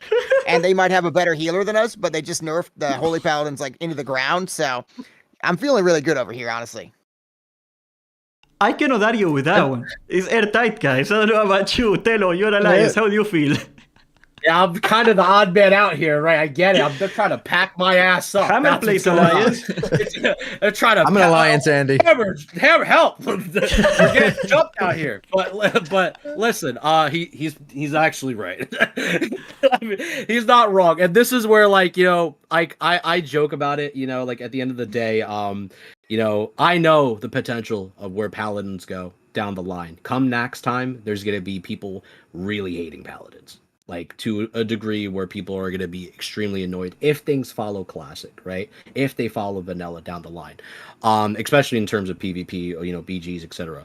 And especially how things are with these runes. And if we're getting more runes, who the heck really knows what's going on in the next couple phases? We don't know what's under the curtain, but things might happen by surprise. But overall, though, no, I don't think Horde should get Paladins. I don't think we should get Shamans. I like the fact that there is weaknesses in the game. I like that class has, counters, and I'm not, oblivious. A shaman is 100% a counter to a paladin. It's a long fight, and it's almost like you're going like 12 rounds with Muhammad Ali, and it's never ending, And it's most of the time us losing. But at the end of the day, I can, respect the fact that I like the classic exclusivity, so to say. It makes it special for the Horde and the Ally. And much love to all the shamans out there. I know my last video, I got a lot of hate because people thought I was coming at shamans, but really I was just saying I would love to see more support for shamans with two-handed hands and tanking to see those specs shine in other areas, and rather than just like the buffs that they did get, which I thought was a little wild. But hey, to each his own. It is what it is. It's a video game, right? I can't, argue. If people enjoy their class, let them enjoy their class. It's why I enjoy Rep Paladin. It's not the greatest class of all time, but it's a fun class, right? And I enjoy my class for what it is. So. Telo, I gotta back you up there. Like, I was watching that video, like, at night when the patch notes came out, and I was like, yes. The Shaman got so broken to the point that I want them all off the game and I play Horde. They took my job. Listen, I am not allowed to tank anymore. I am so mad at them. At this point, man, listen, if they want to be Superman, give them the S on the chest and let them do the rest. That's how I feel. What about instead of taking down the shamans, though, we buffed the prot warriors? That way you got your job back. Oh, yeah, I would love to do 3 times the damage. I'm sure the community is going to be very happy about that.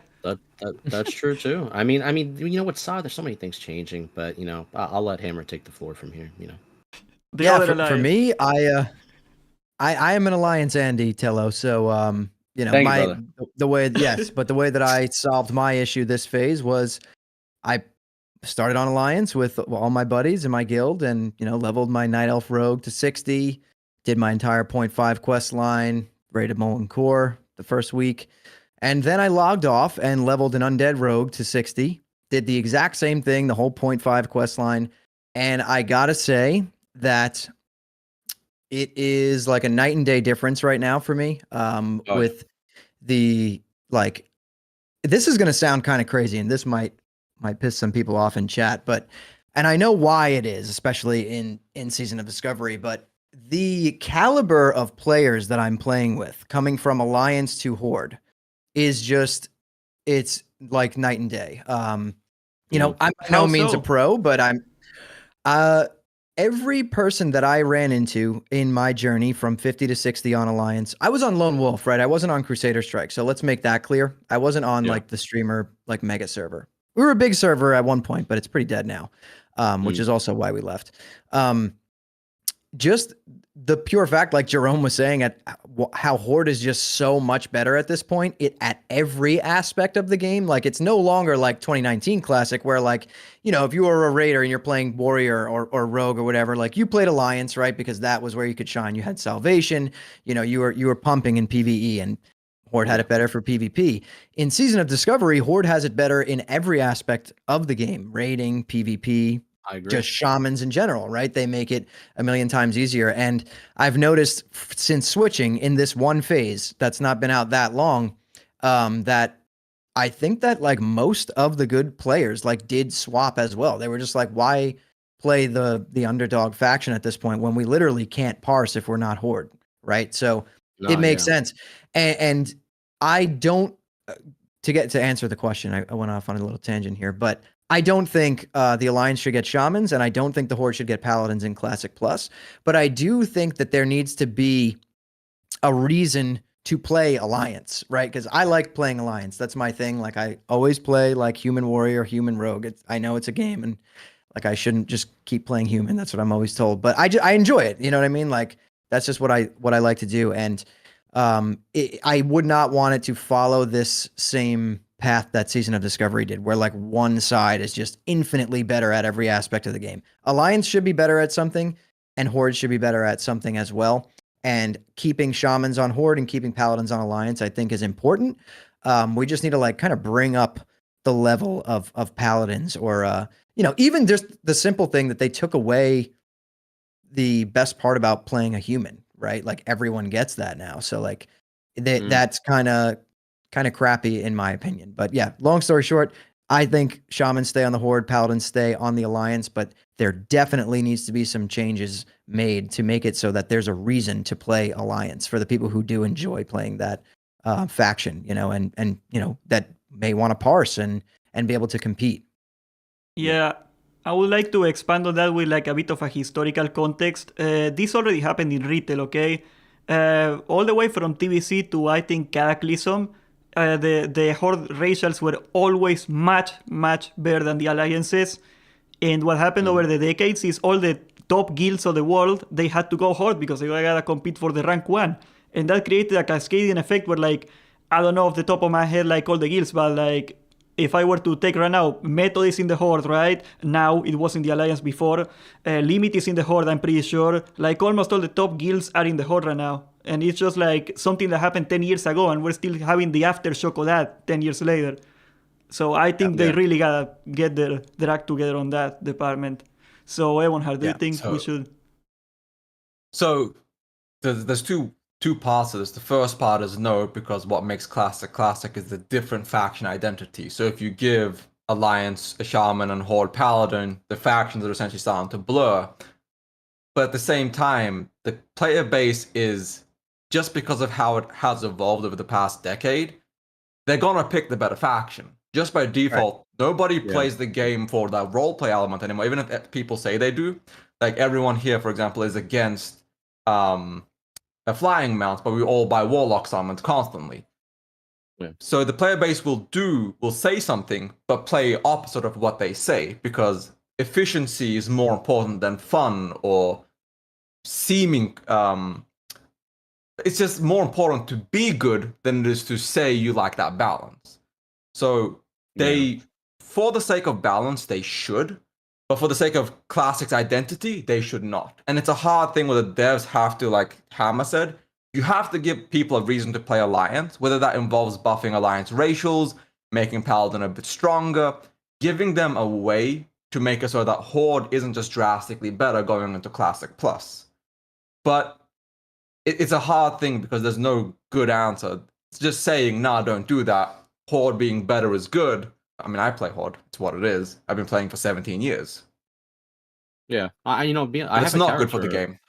I have a character in Horde too, and when I was playing in Phase 3 with my buddies, I was actually playing with Sky from the Comeback Kids, and we were playing with his guild, and it was fun, while the time I was there, and I still am considering, I have a Horde on Crusader Strike that I'm still considering possibly leveling up an Undead Warlock. But I had a blast over there, and I noticed the differences too on how, like, Hammer was saying, like, it is true. I'm not gonna lie. It is night and day. How much there are, in my opinion, better players over there in the Horde. When it comes to the Alliance side, I feel like I'm dealing with a lot of people on the Alliance side that either don't understand the game or they're not willing to put in the effort to understand the game. And then especially in the plugging scene where it's like you feel like you're coming to that raid completely prepared, consumed out, you did all the work, and then you got a couple guys in there saying, hey, could I get a couple consumes? I forgot this was a thing. And it's like, I mean, man, listen, I get it. At the end of the day, not everyone's always fully prepared and decked out, but I totally see the differences between Horde and Ally. And, like I said, I'm all for, Shaman staying on Horde, and Paladin staying on Ally, like Eben was saying, and then we'll see where we go with Classic Plus and how they change things, right? Yeah, I find it a little concerning this whole bleeding out thing, and, like, I made this argument before and people hate it when I say this, but in Classic in particular, the reason that POCs are successful is because 25 people suck and 5 people in the raid are really good. And when you start, like, systematically pissing off like all the tryhards out of your faction, like it's happening with the Alliance who cannot parse, the success rate of the POCs is gonna go to hell. Just because, not even because the balance is like that off, okay? Let's assume that it's only 5%. I don't know the number, it's probably more at this point. But over time, if you keep bleeding out the hardcore players from the Alliance, it's gonna get worse and worse and worse. And since the success ratio of every POC goes down, the kinda hardcore players are also gonna wanna quit because they don't wanna have a hard time. And, like, over time, it's only gonna, like, snowball into, like, something awful. Yeah, no, absolutely. I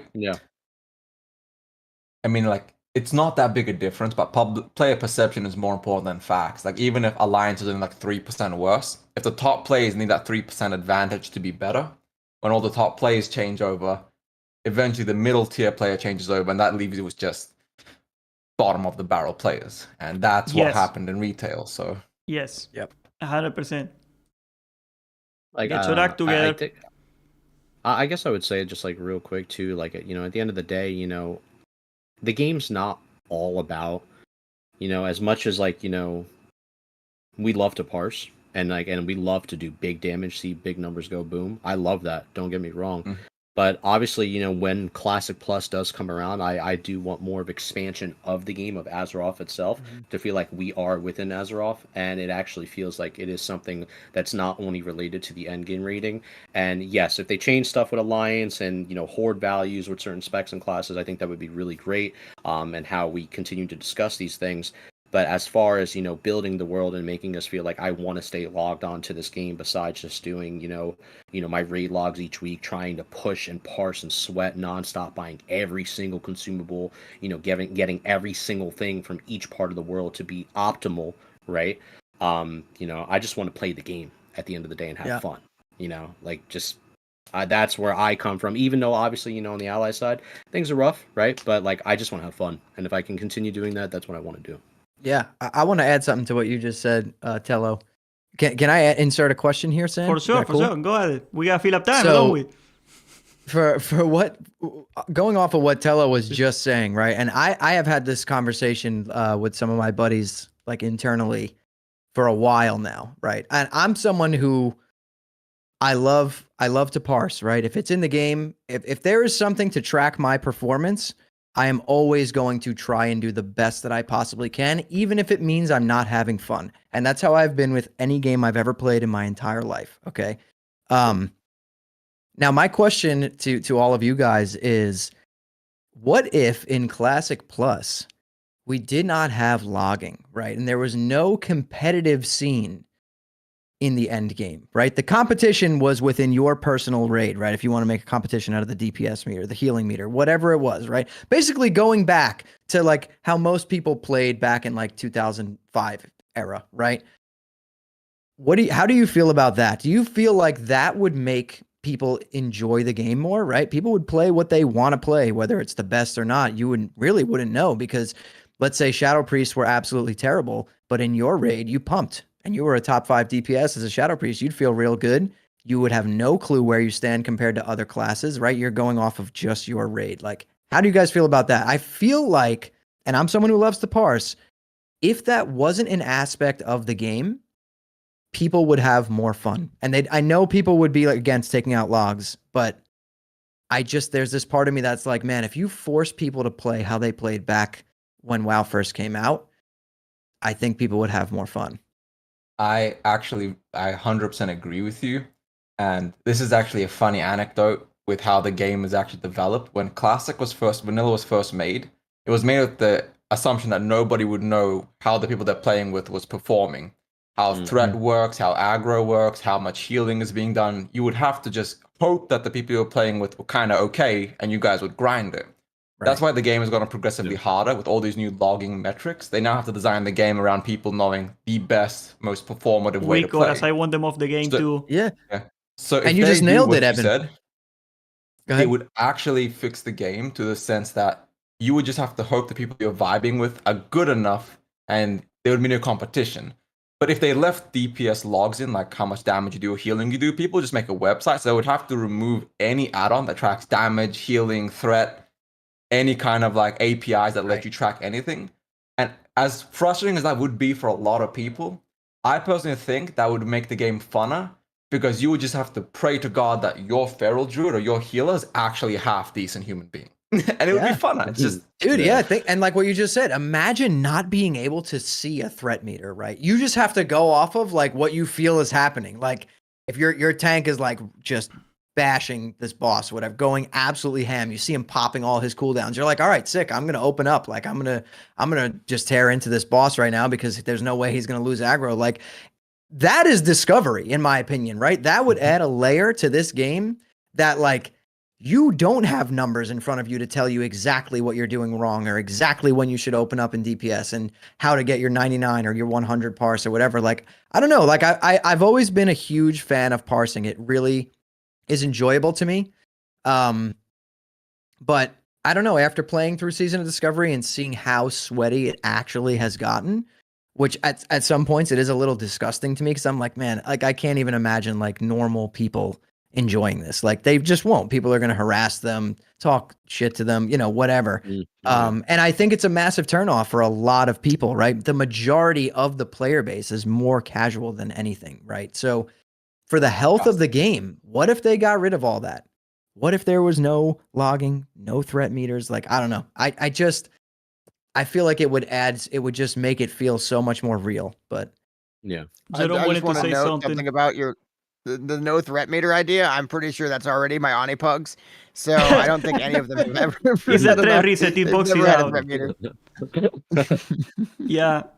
I am very open to the idea because I also think logs are on the long term damaging to the game. But here's the problem, which is like not the concept, is the enforceability of it. And I don't know if you guys like will be okay with this. I think I would.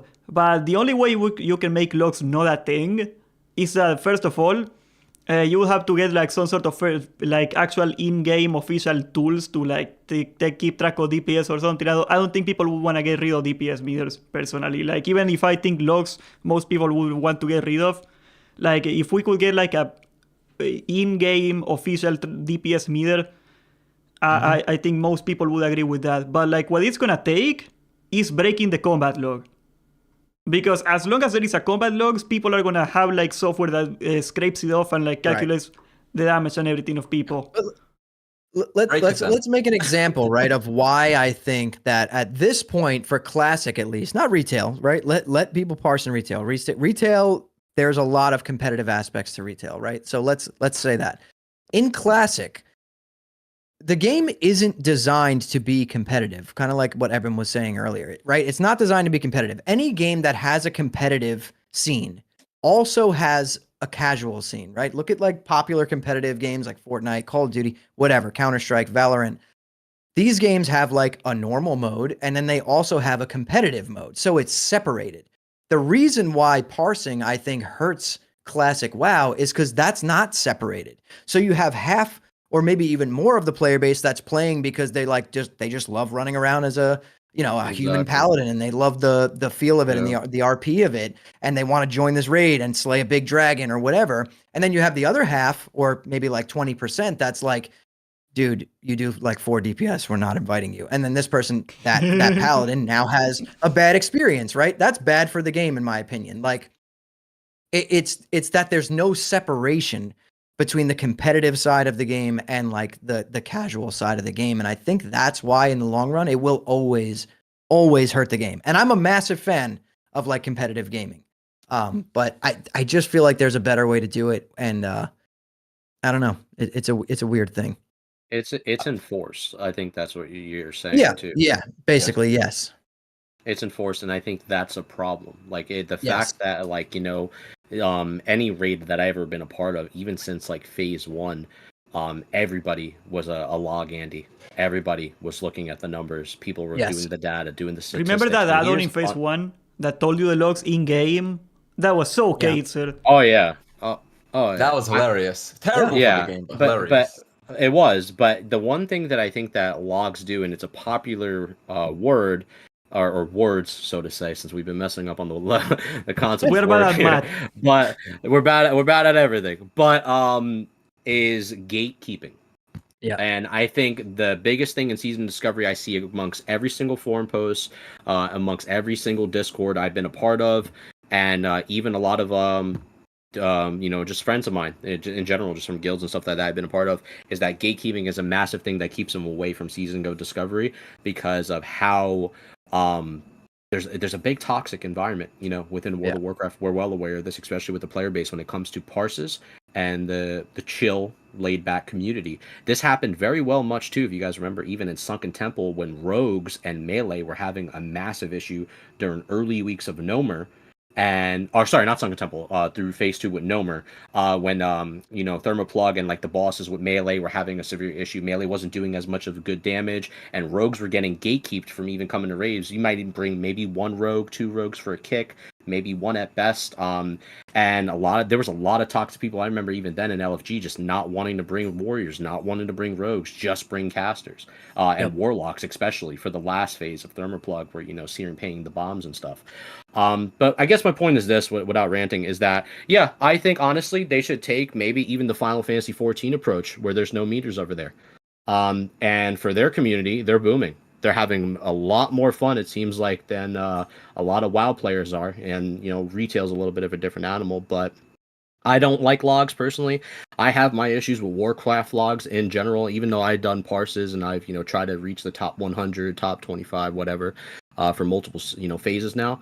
And I think honestly, it's really toxic for a lot of people. Now, does it help seeing some data? Yeah. Do I think Blizzard bases a lot of their own data off of Warcraft logs? Yeah.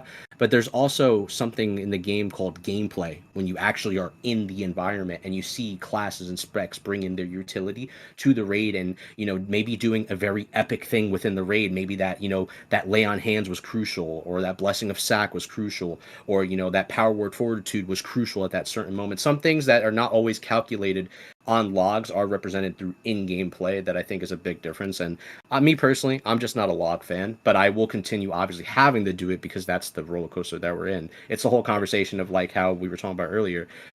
You say you don't want flights, but you're going to take Warcraft summons, so I'm going to have to continue logging because that's just the nature of the beast. Yep. I feel you 100% on that one. I think, by the way, we're perfect on the runtime so far. We're like, it's going to be about 2 hours. I think we're like almost perfect pace right now. You guys we're getting there. You guys are good boys. Because I got the last question right here, and it's kind of open. So we're going to have to figure this out here. Do you think Classic Plus is sustainable in the long term? How do you follow up with Classic Plus once the hype dies down? Because it inevitably always dies down after something new comes out. And I guess just to throw a little bone there to the people in my comments that say it every time I talk about this thing, should we get TVC Plus? Just leave it there. Ebonhardt? So, and this might be like kind of shilly because my shtick is all about Classic Plus, the theory crafting. But if done correctly, Classic Plus should never lose that hype just based on the content they're finishing. Even till the current day, they're pretty much using the original vanilla ideas. Like the hero classes that are coming in the War Within were made in vanilla in the alpha. Like all the Mountain Titan and all those hero specs, they're all from the alpha of vanilla. Through the entirety of retail's lifetime, they've just been borrowing the shit they wrote 22 years ago, 24 years ago, and been finishing it off. So we have access to all those original ideas. Like I literally have a 57-page Google document with all the vanilla ideas, medicines logs, the original maps, all the original ideas, the dungeons and things. There's no reason Classic Plus's hype should ever die. If it dies, it's because the dev team failed. And I'm not trying to put that pressure on the dev team, but there's so much left to do that it should take at least a decade before you finally start running out of quotation marks things to do. No. You're trying to tell me that the retail team hasn't had an original idea in decades. I think we can find common ground there. I don't want to say that, but to a degree, yeah. Yeah, I mean, I'd almost echo exactly what Eben just said there. Like, there's no way. I mean, and I keep using the same example, old school RuneScape, dude. Like, people love the game. It's very popular. I played RuneScape before I even played WoW for the most part. Like, I played a little bit of WoW, but I was way more into RuneScape back then. And the way that they do it is just perfect. And even like Eben said, like they'd go a decade, right, without running out of ideas and content. And even then, at the end of that, there are still ways to bring new content, right? They can use the Caverns of Time. They could write pretty much anything to fit into this with Caverns of Time, right? You can go to any period in Warcraft history, Warcraft lore, and make it fit into a Classic Plus environment. So essentially, the question is it sustainable? Yes, I think it's sustainable almost indefinitely, right? I think it can go on forever. Maybe in 10 years, we'll be playing on a different engine, you know what I mean? Where the game even looks crazier, right? Like that's another thing that, we haven't really talked about. We can maybe get into that after this question is engine wise, do we want to see like an Unreal Engine 5, Classic You're Plus? You're going to get in trouble. You're going to get taken down. I'm just saying like, these things are all possible in the future, right? Like I don't think that it ever needs to end. 100%. No, yeah, I agree. I don't think. I think like the boys are saying too, like Classic, Plus, and a lot of unused content and assets that have been long, just put on the bench for so much time now. There's so much endless things that they can do with Classic Plus to keep this train going, and keeping the hype alive and keeping people engaged with new ideas that are fun for the world, the classes, things to do, keep people staying logged in and having a fun time and growing relationships and even bonds with certain people. And I just think that's like the best thing about World of Warcraft. It's a reason why, for example, a lot of players, just video game players alone, like separate from even WoW, go back to older games, because older games are from our childhoods, and we love these older games and the way they continue from multitude of genres, from fighting games to shooting games to role-playing games, etc., story-based games, and why these continuation of older games are still a popular thing. And it's why WoW is still, in my opinion, regardless of what anybody says, it's still one of the best MMOs to play, because people are so engaged with that world and all the memories that we had. So I really think that Classic Plus, it shouldn't be a thing where like it's a cutoff point, but more of where are we going to be going. Jerome, would you like to add to that? I think so. Classic Plus could be really a hub too. RuneScape has Deadman mode, for example, where it's every couple months they have huge PvP tournaments, and it's like you could do all sorts of things off of Classic Plus. It's just like Classic Plus is like the middle of it all, and then you have all like the Mists of Pandaria remix style stuff all around it. So it's just, I think it should go on forever, pretty much. And just like OSRS, like you can always have new things coming out, new professions, new raids, but you could also have stuff in the middle of the game, right? You could have level 30 new content, maybe all sorts of. They could it really never would have to end. I don't think, honestly. I think that's pretty much it. I think I think ever since Season of Discovery proved that it was a success, at least from Blizzard's point of view, I think there is no going back. I think re-releasing all expansions is like a waste of time at this point. Like, I also think they should commit to this 100%.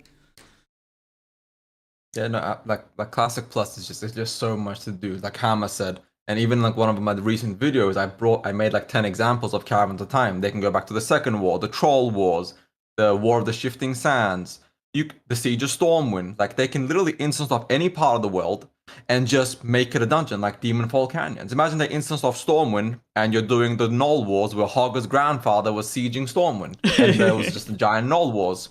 You can do anything you want, and there's no reason they should ever run out of ideas to do. Like Caravans of Time is literally a gotcha moment of, oh shit, we need to fill in the next 6 months. Let's make a random raid about some random history event, and then we can work on another part of the world later on. So if they, like I said, if Classic Plus runs out of content, it's because of the devs. And like with Agron's team, what the dev team has been doing so far, I have complete faith that we got at least 10 to 15 years of content. I just wanted to note, I've read the books. I do not remember the Troll War or any sort of Hogger-related content in any of the books, but maybe they came later. It's the Gnoll Wars is just some in-game stuff. It's not actually Hogger's grandfather. I say that for the funniness, but the Gnoll Wars did the Gnolls rose up, the humans were like, stop it. The Gnolls were like, my land, Alwyn belongs to us, and humans like, not anymore, brother. Peace. Bro, and we're then fighting the Gnolls. Hogger's granddad. I love this idea. Well, Dude, I don't know if it was his granddad. It was funny. For the sake of comedy and clickability, Hogger's granddad. Yeah, and then we fight Guld and Sanko and Ragnar's cousin. I feel you. Yeah, I was gonna say, I got a sick comment, like some maybe Alliance specific content and Horde specific content, right? To kind of keep that exclusivity going. Like that's a really good idea. Cool. Like from the BFA, when you were doing the Siege at the Zara Law raid, you had the Alliance version and the Horde version. And they could do the same thing if they did a hypothetical Siege of Stormwind back during the First War, where the Orcs they razed Stormwind to the ground. You could, from the Alliance, you have to fight and stop Orgrim, the Horde. And then from the Horde's perspective, you have to siege Stormwind. So 6 bosses or 10 bosses, defeating the Alliance defenders and defeating the Horde attackers. There's, like I said, there's infinite ways. And that's a solid idea, Hammer. I hope they do that. That'd be really sick. Yeah, someone just said that. I thought it was a sick idea in my chat.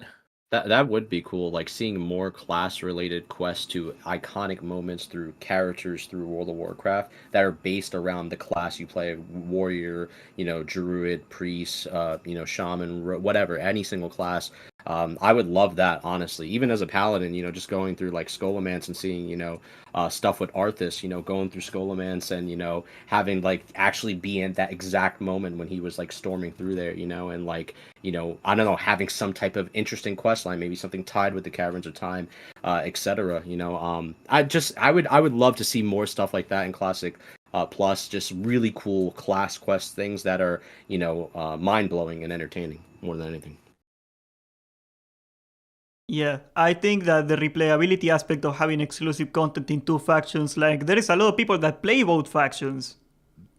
I think that will spice it up a little bit. I'm not opposed to the idea. Like my only fear from it is because I saw it in Rato de Lich King in ICC. If you're gonna do that, please don't make it a reskin of the other one, okay? Just do not change the name of the NPC and make it an orc instead of a human. Like make actual purpose-built content. That's my only. Yeah, that was my idea. Dude. You just make the skin different. yeah, Yeah, that's how they have to do it. It's easier. And I think I said Skullmans, but I meant to say Strat with Arthas, by the way. So correction. I just thought of a sick idea. So each faction gets different drops, like different like skinned items and stuff. So it's kind of like TOC, I guess, where it's like it might be extra work, but yeah, I think it's cool. But if there's no definitive end date, take all the time you need, right? Like I think that's the benefit of having a permanent server is that like 100%. there's nothing here needs to be rushed. Yeah, and you got the time, you got the assets. Do your thing. Absolutely. And even if they do, for some reason, struggle to get content out, they can literally just be like, well, it's been 4 years since you've done Molten Core, so this is an alternate timeline. This is not Molten Core. This is the Water Core, and you're not fighting Ragnaros, you're fighting like Duke Hydraxis. So they can just reskin the same raid. Storm. Flavor it. I have the sickest idea for the last boss. It can be like a giant ball of water. Oh my god, just sort of stop. like in the middle. Oh god. I'm still upset about it, Jerome. That's too touchy. Oh god. The meatball parmesan. Like there's just so much they can do. Nobody wanted to say in the meeting that it was stupid. I don't know. Like they have to know it was stupid. Yeah, but I think it was funny. It was fun. It was fun. It was a good Honestly, time. it is what it is.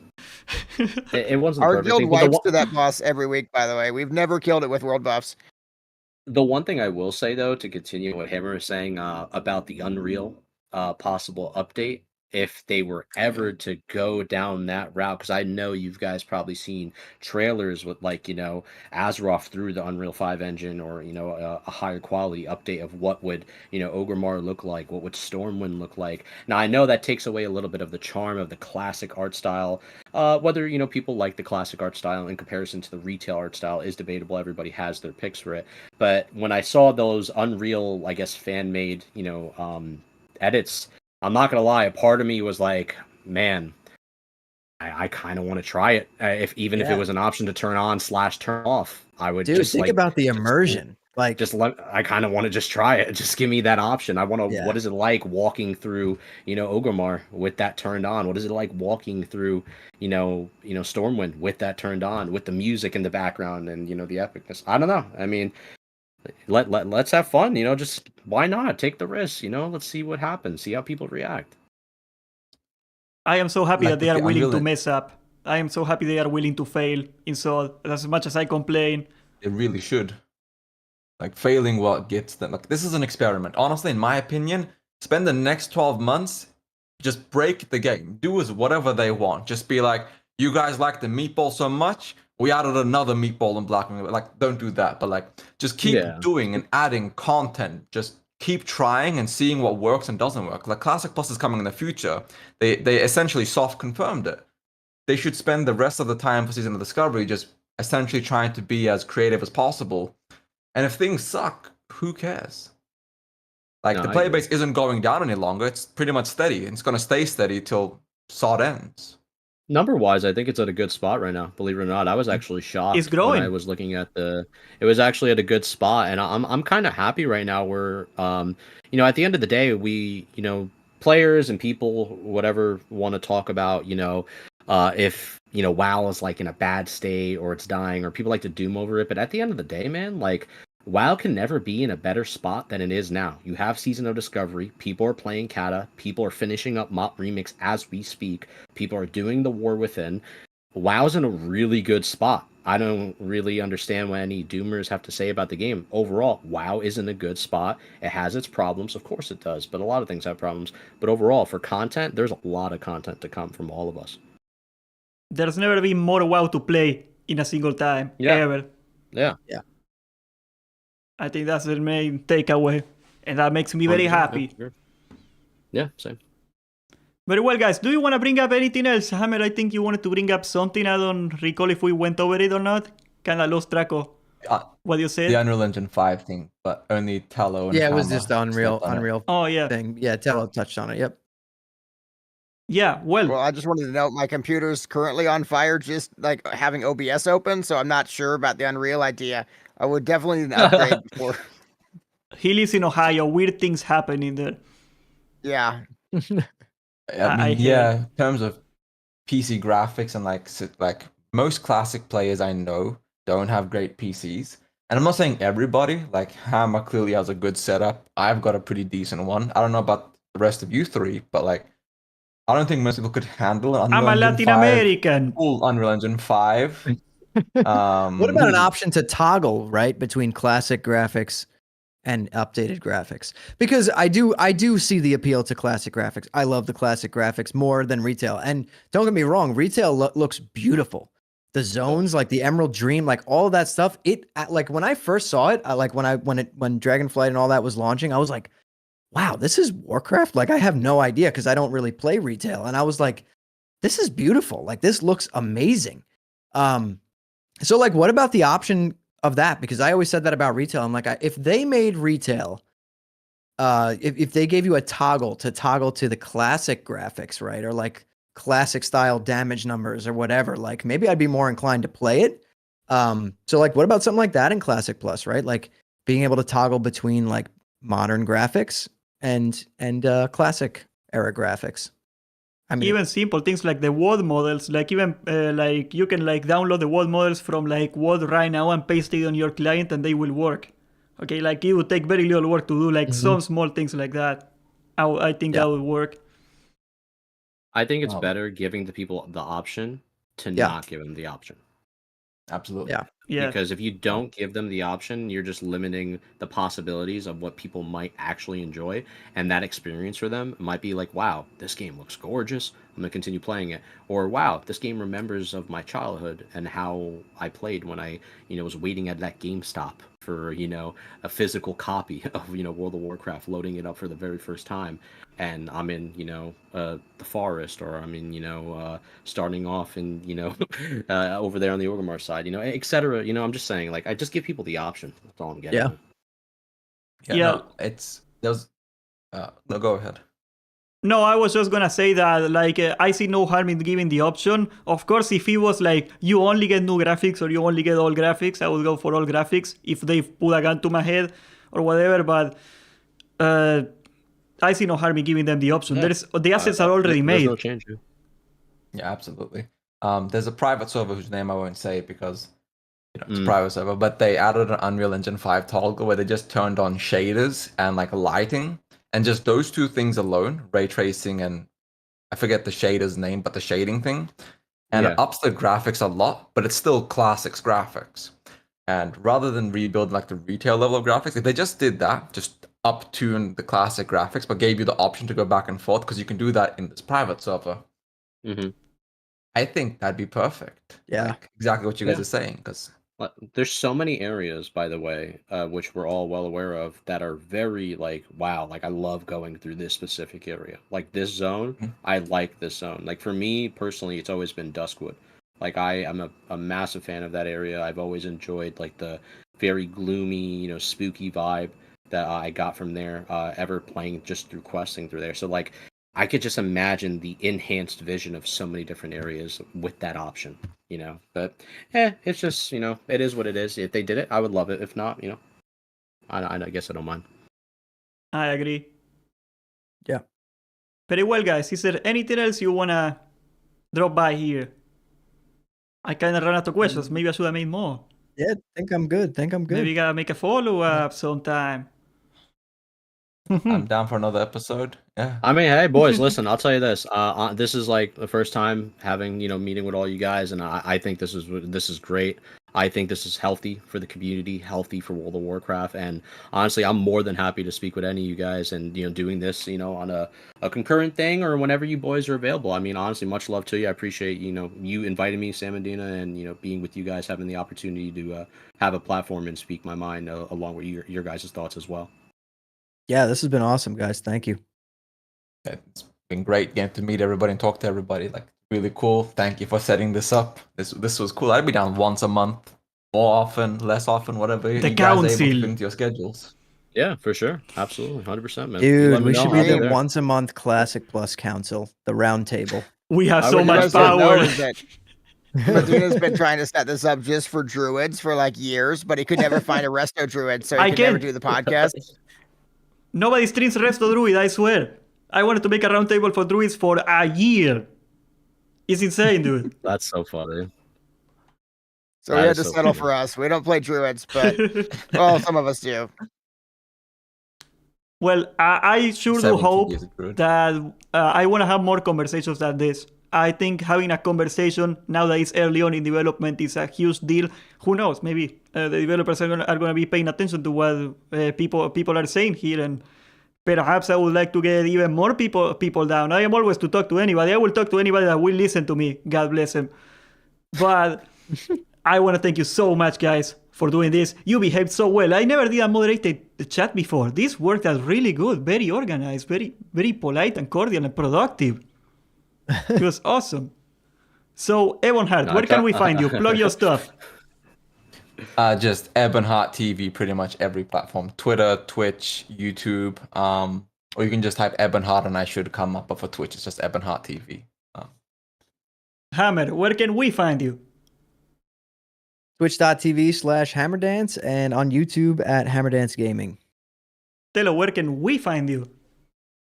It's HelloJTello on Twitch.tv and everywhere on YouTube for all your guys' enjoyment.